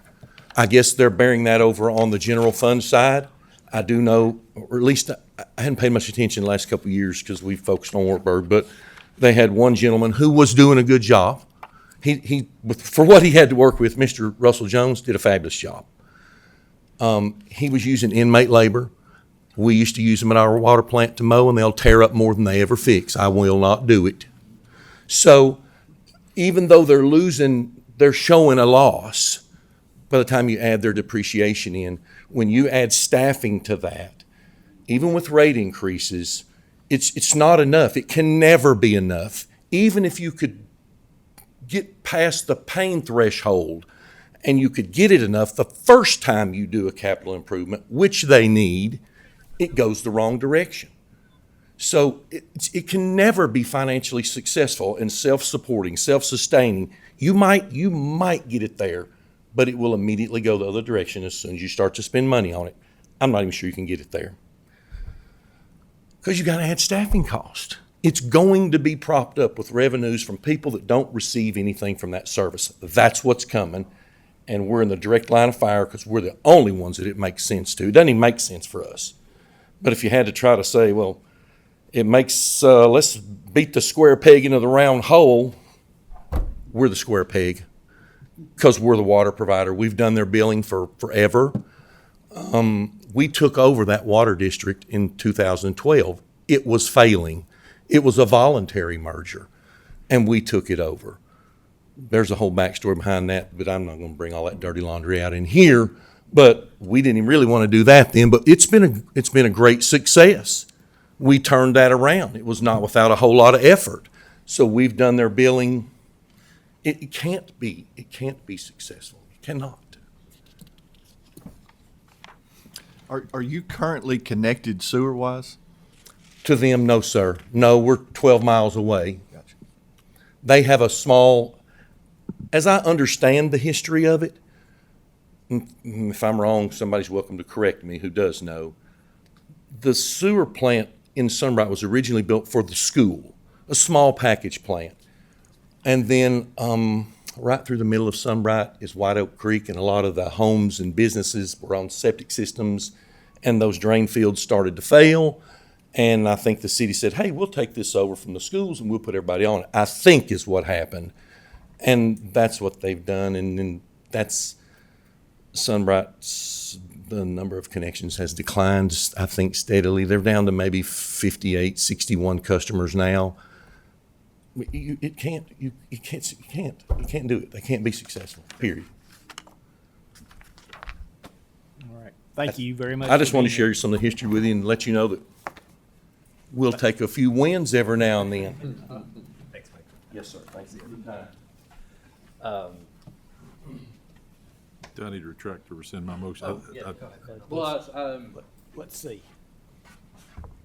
So, as far as with Sunbright, still, I mean, I think you amended the recommendation, I or think I would just take the same ditto, because that, if that was an option, that would fall within that option or that amendment to have staff's authority to find an alternative before that November 30th date. yeah.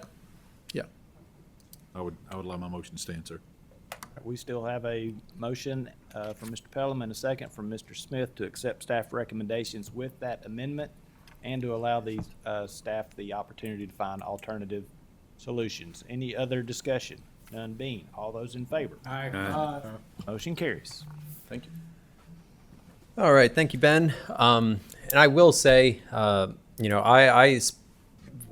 whenever Plateau was taken over Wartburg, I had many a conversation with Mike, and the work that Plateau did to take over the Wartburg sewer system was a lot, and they've made great strides, and I'm very thankful because Wartburg is no longer our problem.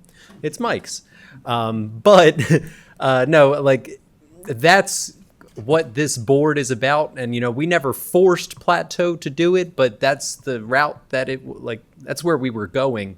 And similar to the instance of Spencer and Warren County Utility District and Petersburg and the Fayetteville Public Utility, which Britt is currently going through, it's a lot of heartache and a lot of heartburn, and I understand, but it's for the public good. That's what public service is all about.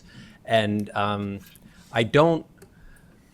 there is a solution. And I know that Sunbright cannot stand on its own. We all know that, and we just have to figure out how to deal with it. So I appreciate the board amending that to giving us the flexibility to deal with that. So with that being said, board, I anticipate we have an hour worth of work remaining. It is currently 11:50. So with that being said, there is lunch available. Do y'all want to take 20 to 30 minutes for lunch? Or would you want to power through for an hour and hope that I'm correct about an hour? Is it could be less, it could be more. It's up to y'all. What do y'all want to do? Do you want to break for lunch or do you want to power through? Is that something we put to a We're going to vote? take at least a 10-minute break no matter what. Okay, so do you want to, so are we taking just a 10-minute break? Or do you want to break for lunch and then reconvene in? What's the board like to do? Let's go ahead and take lunch. Okay, so we'll reconvene in, want to say at 12:15, so a 25-minute break? 25 minutes would be good. Okay, yeah. We are in recess. Cool. All right, members of the T-Board, we are back from lunch and we are prepared to move on with, I think it's West Tennessee is the next. Nothing from Millwood at all? What good people in Millwood? Yep. We are ready to proceed with West Tennessee, so I'm going to invite Nate Fontenot to come up and discuss. Appreciate it, Ross. And so we'll be starting in the West Tennessee portion of the packet. That's going to be out on page 384 with the town of Hollow Rock. Before I start with my section of the packet, I did want to handle just one administrative item. There was 2 entities on this agenda for West Tennessee that y'all may have caught because it was in the first version of the packet. It was the town of Big Sandy and the city of Camden were both on here because we issued subpoenas for their board members after they failed to complete the requirements.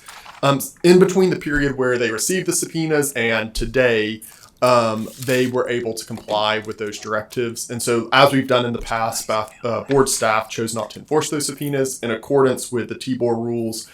Greg Moody, Mr. Moody, Chairman, and Vice Chairman Mitchell were both notified of that withdrawal of the enforcement. But I just want to let the whole board know that those were sent out just in case there was any questions or anything you heard about that. But both of those local governments have been able to comply with the directives of the order that the subpoena was issued under. So moving on to the town of Hollow Rock. Hollow Rock has been under the T-Board for quite some time now, since 2021. And really, we've had an issue with the completion of the rate study has been the main item. I know I've been working with Mr. Eric Spencer out of MTAS, who was the consultant for MTAS assigned to the rate study for Hollow Rock. And he and I have gone back and forth over, honestly, probably years now, just on attempting to get up-to-date financial information. Right now, the most recent audit is the 2023, but in the past, that's been a recurring issue with late audits. And so because of that, at this time, I believe that it is prudent of the board to begin the procedure of a feasibility study and then potentially regionalization down the road. And so my main concern is just, and you'll see here that this is as an administrative review. Currently, there's not an administrative review for Hollow Rock that has been heard by the T-Board. I'm opening this just due to the many other issues that are concurrently going on with Hollow Rock. And so we're kind of putting all those things together so we can take care of it in one action. And to address Mr. Hampton's comment earlier to Mr. Johnson, this one has the same mistake you'll see there on item 4. That should have been broken down into a section 1, 2, and 3, but it was not. So it should have been, instead of 3 and 4, that should be A and B. And then instead of A, B, and C, those should have been 1, 2, and 3, just for the record. Yes, sir. Oh, and then it starts with 1, 2, 3, 4 on page 384, and then it goes back to 3, 4, 5, 6 on 385. Correct. And the reason for that is because 3 and 4 should have been A and B, and then A, B, and C should have been 1, 2, and 3 of section B. So it should have been 2, B, 1, and 2, and 3. So just, I guess we didn't remember to tab in one more spot. But I would this time invite any questions from the board. Comments, questions? Motions? Make a motion to accept a staff recommendation. Second. We have a motion from Mr. Giles and a second. Excuse me. From Mr. Carter to accept staff recommendation. All those in favor? Aye. Opposed? Motion carries. Thank you, Board. Moving on to page 388, the next case is Iron City Utility District. As Ross mentioned earlier, this is another utility out in Lawrence County. And so I did want to preface this by explaining a little bit of what's going on in Lawrence County, because I know you had Board President Mr. Sutherland speak regarding the West Point Utility District. So I don't want to make the board think that board staff has neglected the other utility systems in Lawrence County, or just put it on the back burner. There's still definitely active cases. As far as, I'll kind of go by the two that we have open. If y'all will remember, there is the Leoma Water Utility District, and they were the group of individuals who came up and spoke before the board, presented as to why they believed a merger not in the best interest of the utility. This board chose to delay that merger upon the completion of certain items by the utility district. Right now, the utility district has completed all items, and so that's why there was not necessarily an update to this board. However, they are still financially distressed, which is what the what the feasibility study recommendation was provided under. So they're still financially distressed, but they've complied with all requirements that this board set out. And so at this time, we're kind of just holding off as any other financially distressed case we would. Hopefully, once the rate study gets imposed, those rates are sufficient to cover their operating expenditures, and then we're able to release them in the future. However, it's completely possible that they hit other unforeseen issues down the road, and then we come back to the discussion of consolidation. As far as West Point Utility District, they are still in the active case load for regionalization, and as of today, I now have a completed, essentially a newer feasibility study. It was completed out of Auburn. It was Engineers Without Borders. And so they handed that to me today. I had seen a preliminary report earlier, but was waiting on the final report. So once I have a chance to look that over, I'll probably be coming back to the board in September. However, I know they're not here anymore. Something that I always urge utility systems to do when we are working with them on potential consolidation is there's nothing stopping two utility systems from consolidating without TBOR, right? If that's something they believe in the best interest of the customers and the citizens of their area, they're more than welcome to proceed that. And I urge them to do that because I think they can oftentimes work out differences on their own, sometimes better than just a board coming in and saying this is how it's going to be. And so if West Point chooses to do that, they may not be on the agenda at the September meeting, but they'll definitely be a topic of conversation between board staff until that point. And I foresee that they'll most likely be on a future agenda of this board. With that brings us to Iron City Utility District. Iron City Utility District is a very, very, very rural utility district right on the southern border of Lawrence County. Ross and I visited about 4 years ago, and we had a hard time even finding the office, if that tells you anything. But they have been financially distressed for quite a while now, and they were working with Rye Engineering on a feasibility study. Seth Rye with Rye Engineering has reached out and asked for additional time to be given on that. I feel confident that they're working to get this completed, and so this order, or recommendation rather, would just be to extend the due date of that feasibility study. Mr. Chairman, I would move to accept staff recommendation. Paula Mitchell, I'll second that.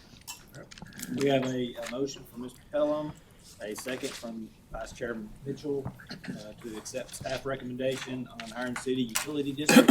All those in favor? Aye. Opposed? Motion carries. Thank you, board. Moving on to item 3 in West Tennessee on page 391 is the City of Moscow.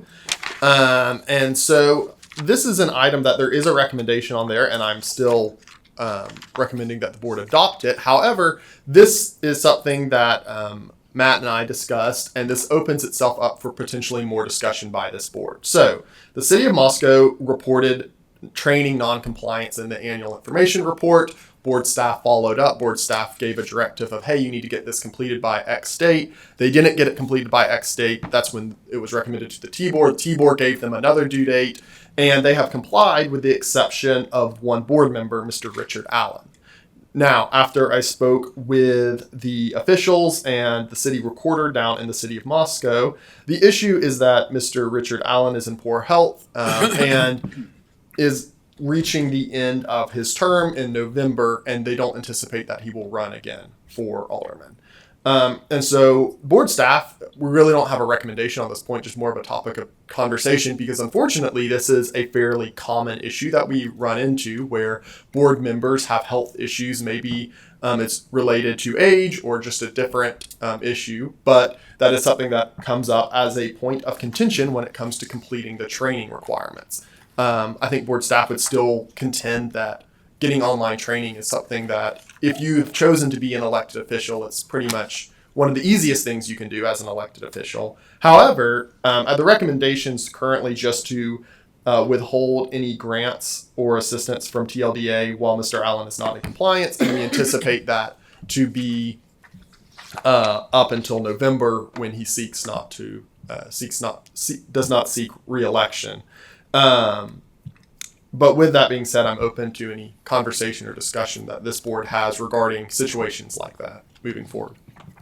Nate, to clarify, he is not running for re-election? That is my understanding. Obviously, I haven't heard from him to confirm that, but based on what my conversation with the recorder.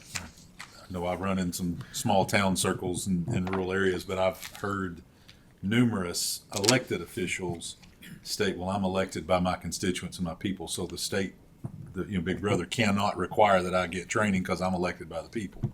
And so that's why there is a provision that's different between a municipality training and a utility district where this board could conceivably remove them. You can't unelect somebody in that position. So they wouldn't be qualified for grants, correct? Right. I would move to accept staff recommendation unless somebody else has a comment. I'll second. Do you delay it? I mean, we've delayed it once. Do you delay it after November? Could you delay it after November and then he doesn't run and then it's no issue? It's a non-issue. I don't know how many grants are going to come up between now and November. I'd be willing to make that amendment. Say no, but if he's not, well, if he's reelected in November, then you got to do this. Then you got to do this. Sure. So if that's what the board would like to do, I'm open to changes on that. We can amend the recommendation to be. Sure. That may be too long. So what we could change it to reflect what the board's asking is that by December 1st, all current board members are all in compliance with the training requirements by December 1st. And so whoever isn't on the board that is currently on the board, it wouldn't apply to them. And so if any of the current board members aren't in compliance by December 1st, post December 1st, they're ineligible to receive grants until they demonstrate full compliance. I'm satisfied. I'd amend my motion to reflect that revision. And I'll second it. Mr. Carter.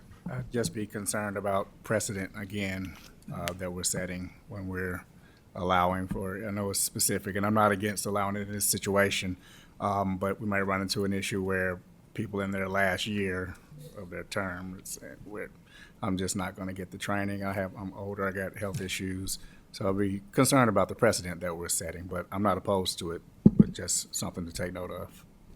Any other comments? Well, and the reality is this training is really easy. Now, I get, even if you're in a really rural area, you can sit down after a board meeting. If you're coming to a board meeting, you can sit down and unless I'm missing something, and plug and play and get this. So I really still don't understand, if you're an elected official of any age and you're serving, how you can't go through what has been simplified training. All right, so we do have a a motion and a second to amend the board recommendation to say if the board members, all board members must be current by December the 1st to be, and if they're not, then they won't be eligible for grants until they demonstrate that they are. Is that the motion that we currently have unamended? Correct. Okay. Do we have any further discussion? I'll call the question. All those in favor? Opposed? One no, motion carries. Thank you, board. That brings us to the next item, the City of Sharon on page 393. The City of Sharon, similar to Hollow Rock, has been underneath the TBOR for quite a while now. They also are now 3 years behind on financial reports and have, as of the 22 audit, which is the most recent one we have, had the 2 years of decrease in that position. Similar to Hollow Rock, I am recommending that the board order a feasibility study take place. Again, as with the other ones, this one, the C, D, and E should have been B, 1, 2, and 3, just for the record. The City of Sharon is out in Weakley County. They're about 6 miles south of Martin, if y'all know where Martin is at, and about 5 miles north of Greenfield. So there's definitely regionalization opportunities in the area, but they do supply their own water and have their own sewer system. So just for reference, so the board is aware of kind of the situation of the city. But as far as managerial consolidation or regionalization, there's definitely larger systems in the area. Comments, questions, motions? I'm going to ask another question, Mr. Chairman. They don't have an audit since 22? Correct. And I will say the next town doesn't have an audit since 2023, but the next city is a city that I've been working with, and it's due to changing with audit firms due to issues with past audit firms. With this city, to my knowledge, there isn't necessarily a good reason I don't think there's ever a good reason why to be late on audits, but specifically, I think it's just due to a lack of care from the city, whether that's the officials or the employees. But either way, I think they have. Nate, does that pose a segregation then between there's town general fund obligations versus the enterprise fund? I mean, the entire audit's behind, so everything's behind. You get back to Mr. Perky's comments about fiduciary responsibility of elected officials watching, and then managerial practices and services to customers, and you get to TDEC compliance. Are they filing proper monthly operating reports and providing service that's safe and sanitary to their customers if they're that negligent? Right, and that's really the basis of the concern. Why I'm recommending a feasibility study is because we're at the point where, hey, it's not that you're just not raising rates in a little while. It's not that you're a year behind or a couple months behind on an audit. We're seeing continual delinquency when it comes to pretty much any aspect that the TBOR has under its purview. And so obviously if you're disregarding the financial status, like we don't know what has happened in the City of Sharon since June 30th of 2022, right? And so now we're almost on June 30th, 2026. So 4 years that we don't know if they don't have any money, if they have more money. We don't know what the rates are necessarily as far as an auditable number. I do know Ms. Saul is in the room. Can you confirm whether the city has had any portion of its tax revenue, state's shared sales tax, withheld? Do you know? Yes, they are on the penalty list, and there are 4 municipalities currently on the penalty. The penalty is like 3% of their state's shared sales tax revenue withheld by the Department of Revenue. So Moscow and Sharon are those cities on the penalty. Great. No, I appreciate that. And so just because I know this board is mostly utility members, and so the what I'm referencing there is that the Division of Local Government Audit has the authority in working with Department of Revenue to withhold a portion of the state shared sales tax for late audits. And so they've even had portions of their revenue withheld now and still 3 years behind. And so it's clearly something needs to change there. And I don't think it's necessarily fair to the current citizens and ratepayers to be paying into a system that no one's able to be accountable for. Mr. Perky. Thank you, Mr. Chairman. Nate, is it fair to say that the board members are city council members? Correct. Okay. Thank you. And I will also note, just for reference, that this is an over 1,000 customer system, which I know is not the largest in Tennessee, but for West Tennessee, for those who are familiar with West Tennessee systems, is fairly substantial. And so to not have an audit is very surprising. Mr. Chairman, I move that we accept staff recommendation. Second. We have a motion from Mr. Smith and a second from Mr. Pellin to accept staff recommendation on the City of Sharon. Further discussion? None being, all those in favor? Aye. Opposed? Motion carries. Thank you. And that moves us on to Tennessee Ridge, page 397. This is the one I just mentioned a minute ago. I've been working with the city of Tennessee Ridge, and unfortunately, they just had an issue with, from my understanding, their auditor being delayed in providing timely reports. They were providing all the information, or at least all the information the auditor was requesting, and they just couldn't get timely financial reports. So since then, they have essentially fired their auditor, for lack of a better word, and have started a contract with a new firm and are hopefully going to be filing I think it says that they've submitted the 2024 audit. That might be incorrect actually looking at this, but I think if it hasn't been submitted, then it's going to be submitted here shortly. And so I would make one change to the recommendations, and that's to add the 2024 audit to item 1, just because I'm not positive that the 24 has been submitted yet. So if it hasn't, then definitely we'd want that on the recommendation. But otherwise, it'll stay the same. Well, Nate, can staff tell us, I mean, or your staff has? Gene, do you know if Tennessee Ridge? Not been. Okay. But they anticipate it to be here shortly. Mr. Giles. Have they not just, is this not just been a constant? They've been in front of us since it feels like forever. So I it mean, has, but it's- you are, yes. So that is. It's always something. Right. No, and that's the concern for sure with them. What I will say is, and you can see there on March 13th, the board ordered, and they were still working with the other firm. And then I don't know the exact date of when they switched. Have they not appeared before us before even? Maybe I don't believe so. They have not in the past? Okay. But if that's something the board would like, we can definitely request their attendance at the September meeting, just for explanation on those late Your audits. negative net position of 424, 511, I mean. Right. And I'll be honest with you, as far as I'll speak for West Tennessee and to some extent the other regions, but West Tennessee has the issue like everyone else that they need rate studies and rate increases, and the issue with West Tennessee is that you see a lot of late audits. And so it makes those rate studies fairly impossible to do. If I don't know what you had in your last fiscal year completed, then I can't really recommend what your rates should be. And so that's been the main issue and trial for West Tennessee utilities. Well, even their operating expenses double what their net sales is, it appears, or almost double. I mean, I don't understand some of these numbers. Look at their liabilities. Yeah, I know. It doesn't match up that their liabilities have gone up that much and then their expenses went up in 1 year, but they didn't generate revenue.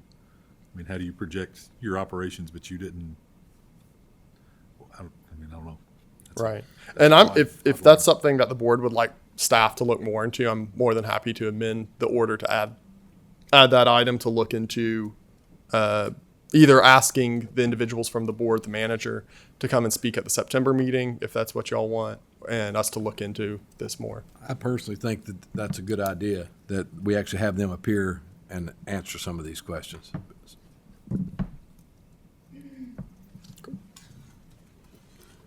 Is that a subpoena or a request? Like, I mean, I guess we could order them to show up, but I mean, a subpoena is. Yeah, like, do you want to order them or send them a subpoena? Let's do an order for now. Yeah, I'm acceptable with a order first, and then if they don't do it in, just out of the spirit of good nature and answering questions, then we'll go to the next step for the December meeting.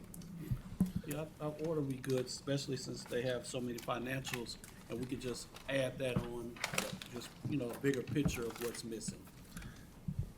Might I suggest too that order or the request for the attendees to include whoever the title chief financial officer accountant is and whoever the certified operator in charge of the system is that would be responsible for public health and safety. I mean, to me, that's if you're this continual, careless, negligent, whatever on the financial side, what are you doing on flushing, back tees, water quality, safety to your customers? I just looked at their financial report to see what was the jump, and they spent $400,000 on water tank painting. So that's what would be the biggest thing between 22 and 23 was water tank painting. Capitalize that. Well, see, but people don't like depreciation.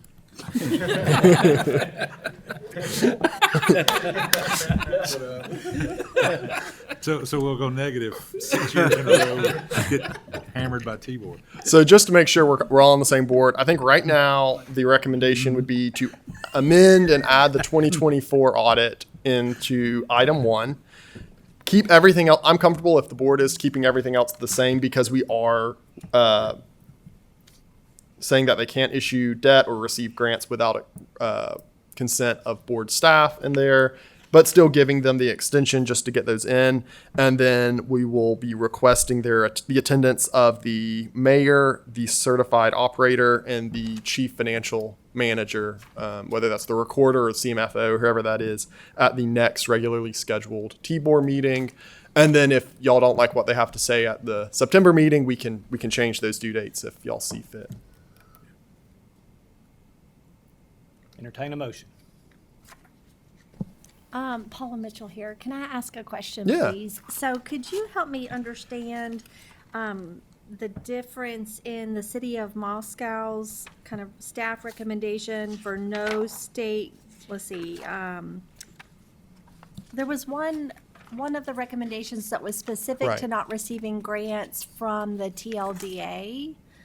And then this one is more general, no state grants. Could you help us understand that? Sure, Matt, do you want to? The TLDA grants are the ones that are specifically named for the type of instance that happened in Moscow for what is reasonable for us to withhold or stop them from doing, just in the statute.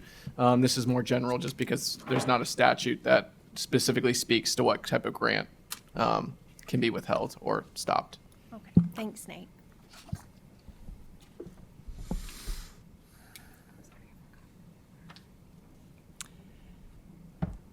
We are, any more questions, or we're entertain a motion to accept staff recommendations? I move to accept staff recommendations with the changes as previously discussed.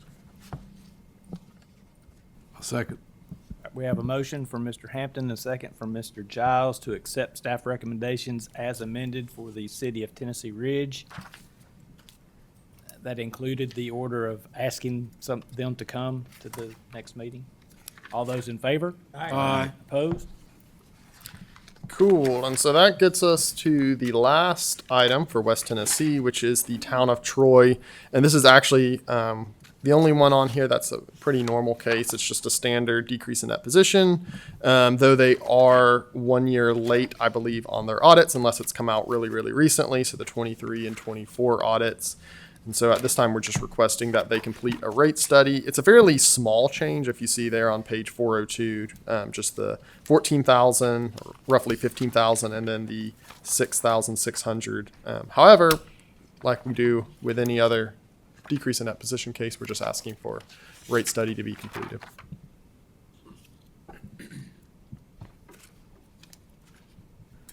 I'll make a motion we accept staff recommendation. I'll second.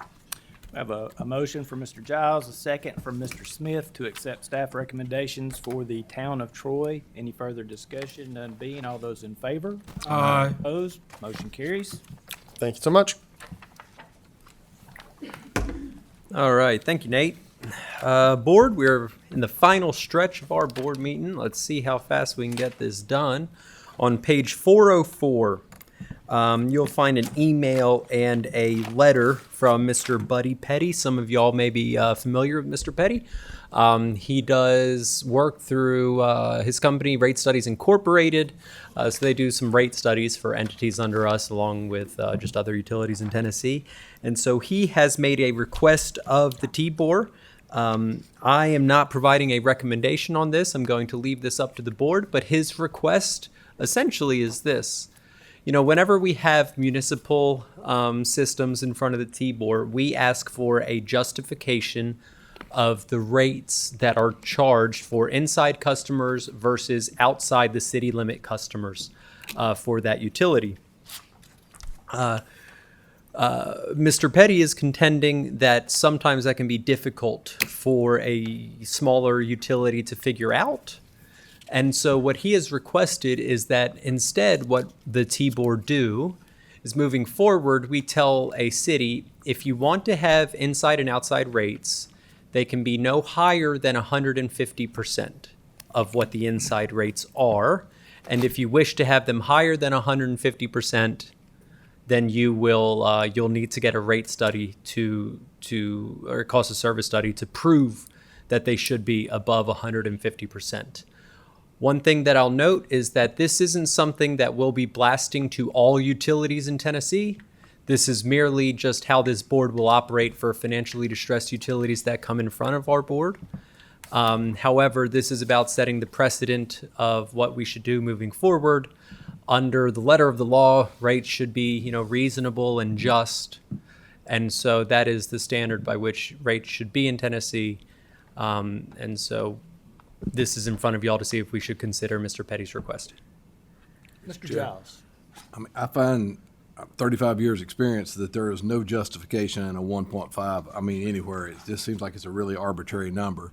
And I think that's why cost of service studies are done in these situations, because many times, at least in my experience, these outside rate studies they're pretty arbitrary in themselves. And I actually think a cost of service study should be done in a situation like this to ensure that the outside customers are treated fairly. So. And that's been the stance of the board up until this point. And so if that's the reflection of the board, then we don't need to take any action on this item. If I may speak, I would echo that sentiment. I think there are way too many variables when you start looking at lengths of line, customer density, just the age, and in many cases, I can think of some that come to mind. If you allow that to be disproportionate, you can have those that are outside city help subsidize those that are inside city and keep a biased lower rate. So just to set an arbitrary number, I can think in my experience back in consulting, there used to be, I don't know if it's a state law or at least a code, it used to be 2 to 1. Yeah, and that I know was based cities on a that would just Tasser set study. it there because it would trigger, and it wouldn't trigger back in some of your predecessors' days that I've dealt with. And so I would echo that I would not be in favor of that. Keep in mind, and now that I understand the tenor of the board, honestly, what I think would be, I wish that we had this ability. We could say if your outside rates are higher than 1.5% right now, you have to go get a cost of service study. And so we can start narrowing down to who is arbitrarily charging their inside customers. Because, the way that I look at it is if you're just using this imaginary political line, and on one side of it, water's $4, on the other side of it's $8, and it's because the outside customers are further from inside the city.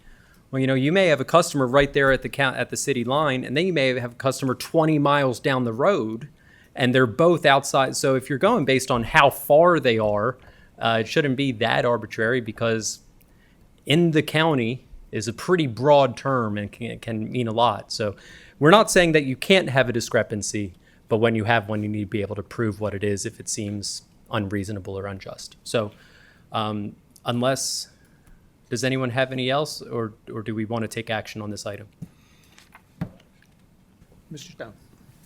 If we offered an opinion, that would be a precedent, I'd think, that could come back and bite us. I mean, based on our previous experience, yeah, I think that could be problematic. Yeah, I prefer to not. I believe the board has decided to take no action. All righty.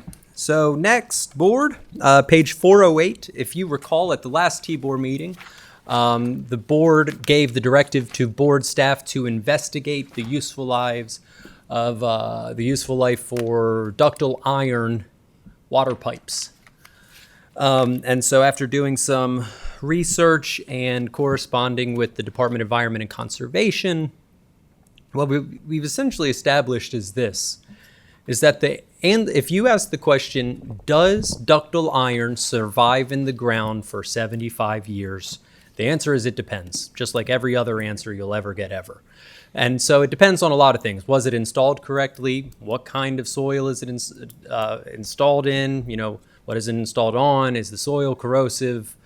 You know, was it even put in right? You know, because I can probably find ductile iron in Tennessee that's been in the ground for 20 years that's already failing. And you could probably find some that's going to last 100 years. You know, it's very dependent. So I've presented 3 options to the board. Option 1, and this is the staff recommendation, is we don't change anything. 40 to 50 years, I feel like is, you know, generous and conservative, and that it's worked. And at worst, you recover the cost of that asset faster. And, you know, we could get into the pros and cons of that, but at worst, you recover the cost of that asset faster, and it might last a little bit longer. Option 2 is we extend 75 years across the board. We just make it the way it is moving forward, that ductile iron drinking water lines are, I mean, that's just 75 years across the board. That is the max that you can set it to. You can keep using 40 or 50, but 75, that's the absolute max. The third option is we offered on a case-by-case basis. And this is kind of what TDEC, their position was of it depends, you know, through documentation and, you know, just really detailed record keeping and improved I'm thinking of a word right now and it's just not coming to me. Observation or monitoring, that's the word I was looking for, and just increased monitoring of your assets and such. Sure, maybe you can qualify for 75 years. And board, while that makes sense, kinda, the problem is who does the case-by-case basis? You know, if they're required to do X, Y, and Z to get 75 years, is that something TDEC has to keep track of? Is that something T-Board staff has to keep track of? Is that a part of their audit process? I'll go ahead and tell you the 3 parties that I just named that would be in charge of monitoring this case-by-case basis, none of them have the resources to be able to manage this. So should you choose option 3, I will advise the T-Board that we should delay that until we can try to find more resources from the legislature in order to be able to accomplish this. However, staff recommendation is still to just stick with status quo and leave it at that. So with that, board, I'll open it for discussion. I'm happy to take questions. Questions, comments?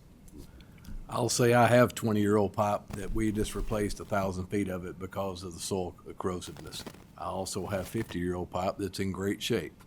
So we're actually in that category. And in order to analyze that pipe, it is a costly undertaking with engineers and monitors and soil tests. And in my opinion, you probably don't gain enough from 50 to 75 to pay for the analysis to, you know what I mean? So we may or may not like all the life cycle costs of some of this stuff, but I personally believe 1 is still the best option because it takes out all the variables and just plants a number there. Mr. Smith. You know, I've been recorded several times voicing my opinion of disliking depreciation. I don't like that number, but I understand. Given our three options, I would make a motion that we accept staff recommendation of option number 1. I'll second that. All right, we have a motion from Mr. Smith and a second from Mr. Giles to accept staff recommendation 1 of status quo on this issue. Any further discussion? None being, all in favor? Aye. Opposed? Motion carries. All right, board, that is the end of the majority of the packet. However, there is one last part of the packet, and I will turn it over to Chairman Moody. Okay, I've got a motion that I'm going to make, and then hopefully I'll get a second on that. And once we do, we will retire to the room that we ate lunch in to receive further instructions. In an So, executive session. this is to get to executive session, so here is my motion. I move that the board enter into executive session to receive legal advice concerning reasonably anticipated litigation involving the potential ouster of a utilities commissioners. Can I get a second? Second. Any discussion? All those in favor of going to executive session? Aye. We are in executive session. The meeting is adjourned until we get back. We'll go there right now. I move that we go back into regular session. All right, board, based on the legal advice that you just received, do you, oh, yep, We restart that. yes. Go ahead and bring us back in. We were muted. I move us back into regular session. All right, thank you, Chairman Moody. Board, based on the legal advice that you have just received from Council Napolitano, is there any further discussion or deliberation needed by the T-Board today? I do not believe we have anything further on that issue today. We're done. We can adjourn. Is there anything further to come before this board today by the board members? I'd like to thank everybody for being here. I think it's Mr. Perky's asked to get the maps in the packet. Oh, they're great. They were fantastic. Yeah, Fantastic. big shout out to So I'd Nate like to for thank putting that staff for together. doing Nate that. did great. Good job. So just wanted to recognize that was a very nice, and thank you for suggesting that and asking for that. I will accept a motion for adjournment. I'll make that motion. I second. We have a motion and a second from Mr. Stone, Mr. Hampton. All those in favor? Aye. We are adjourned. All right, good work today, everyone. Good to see you.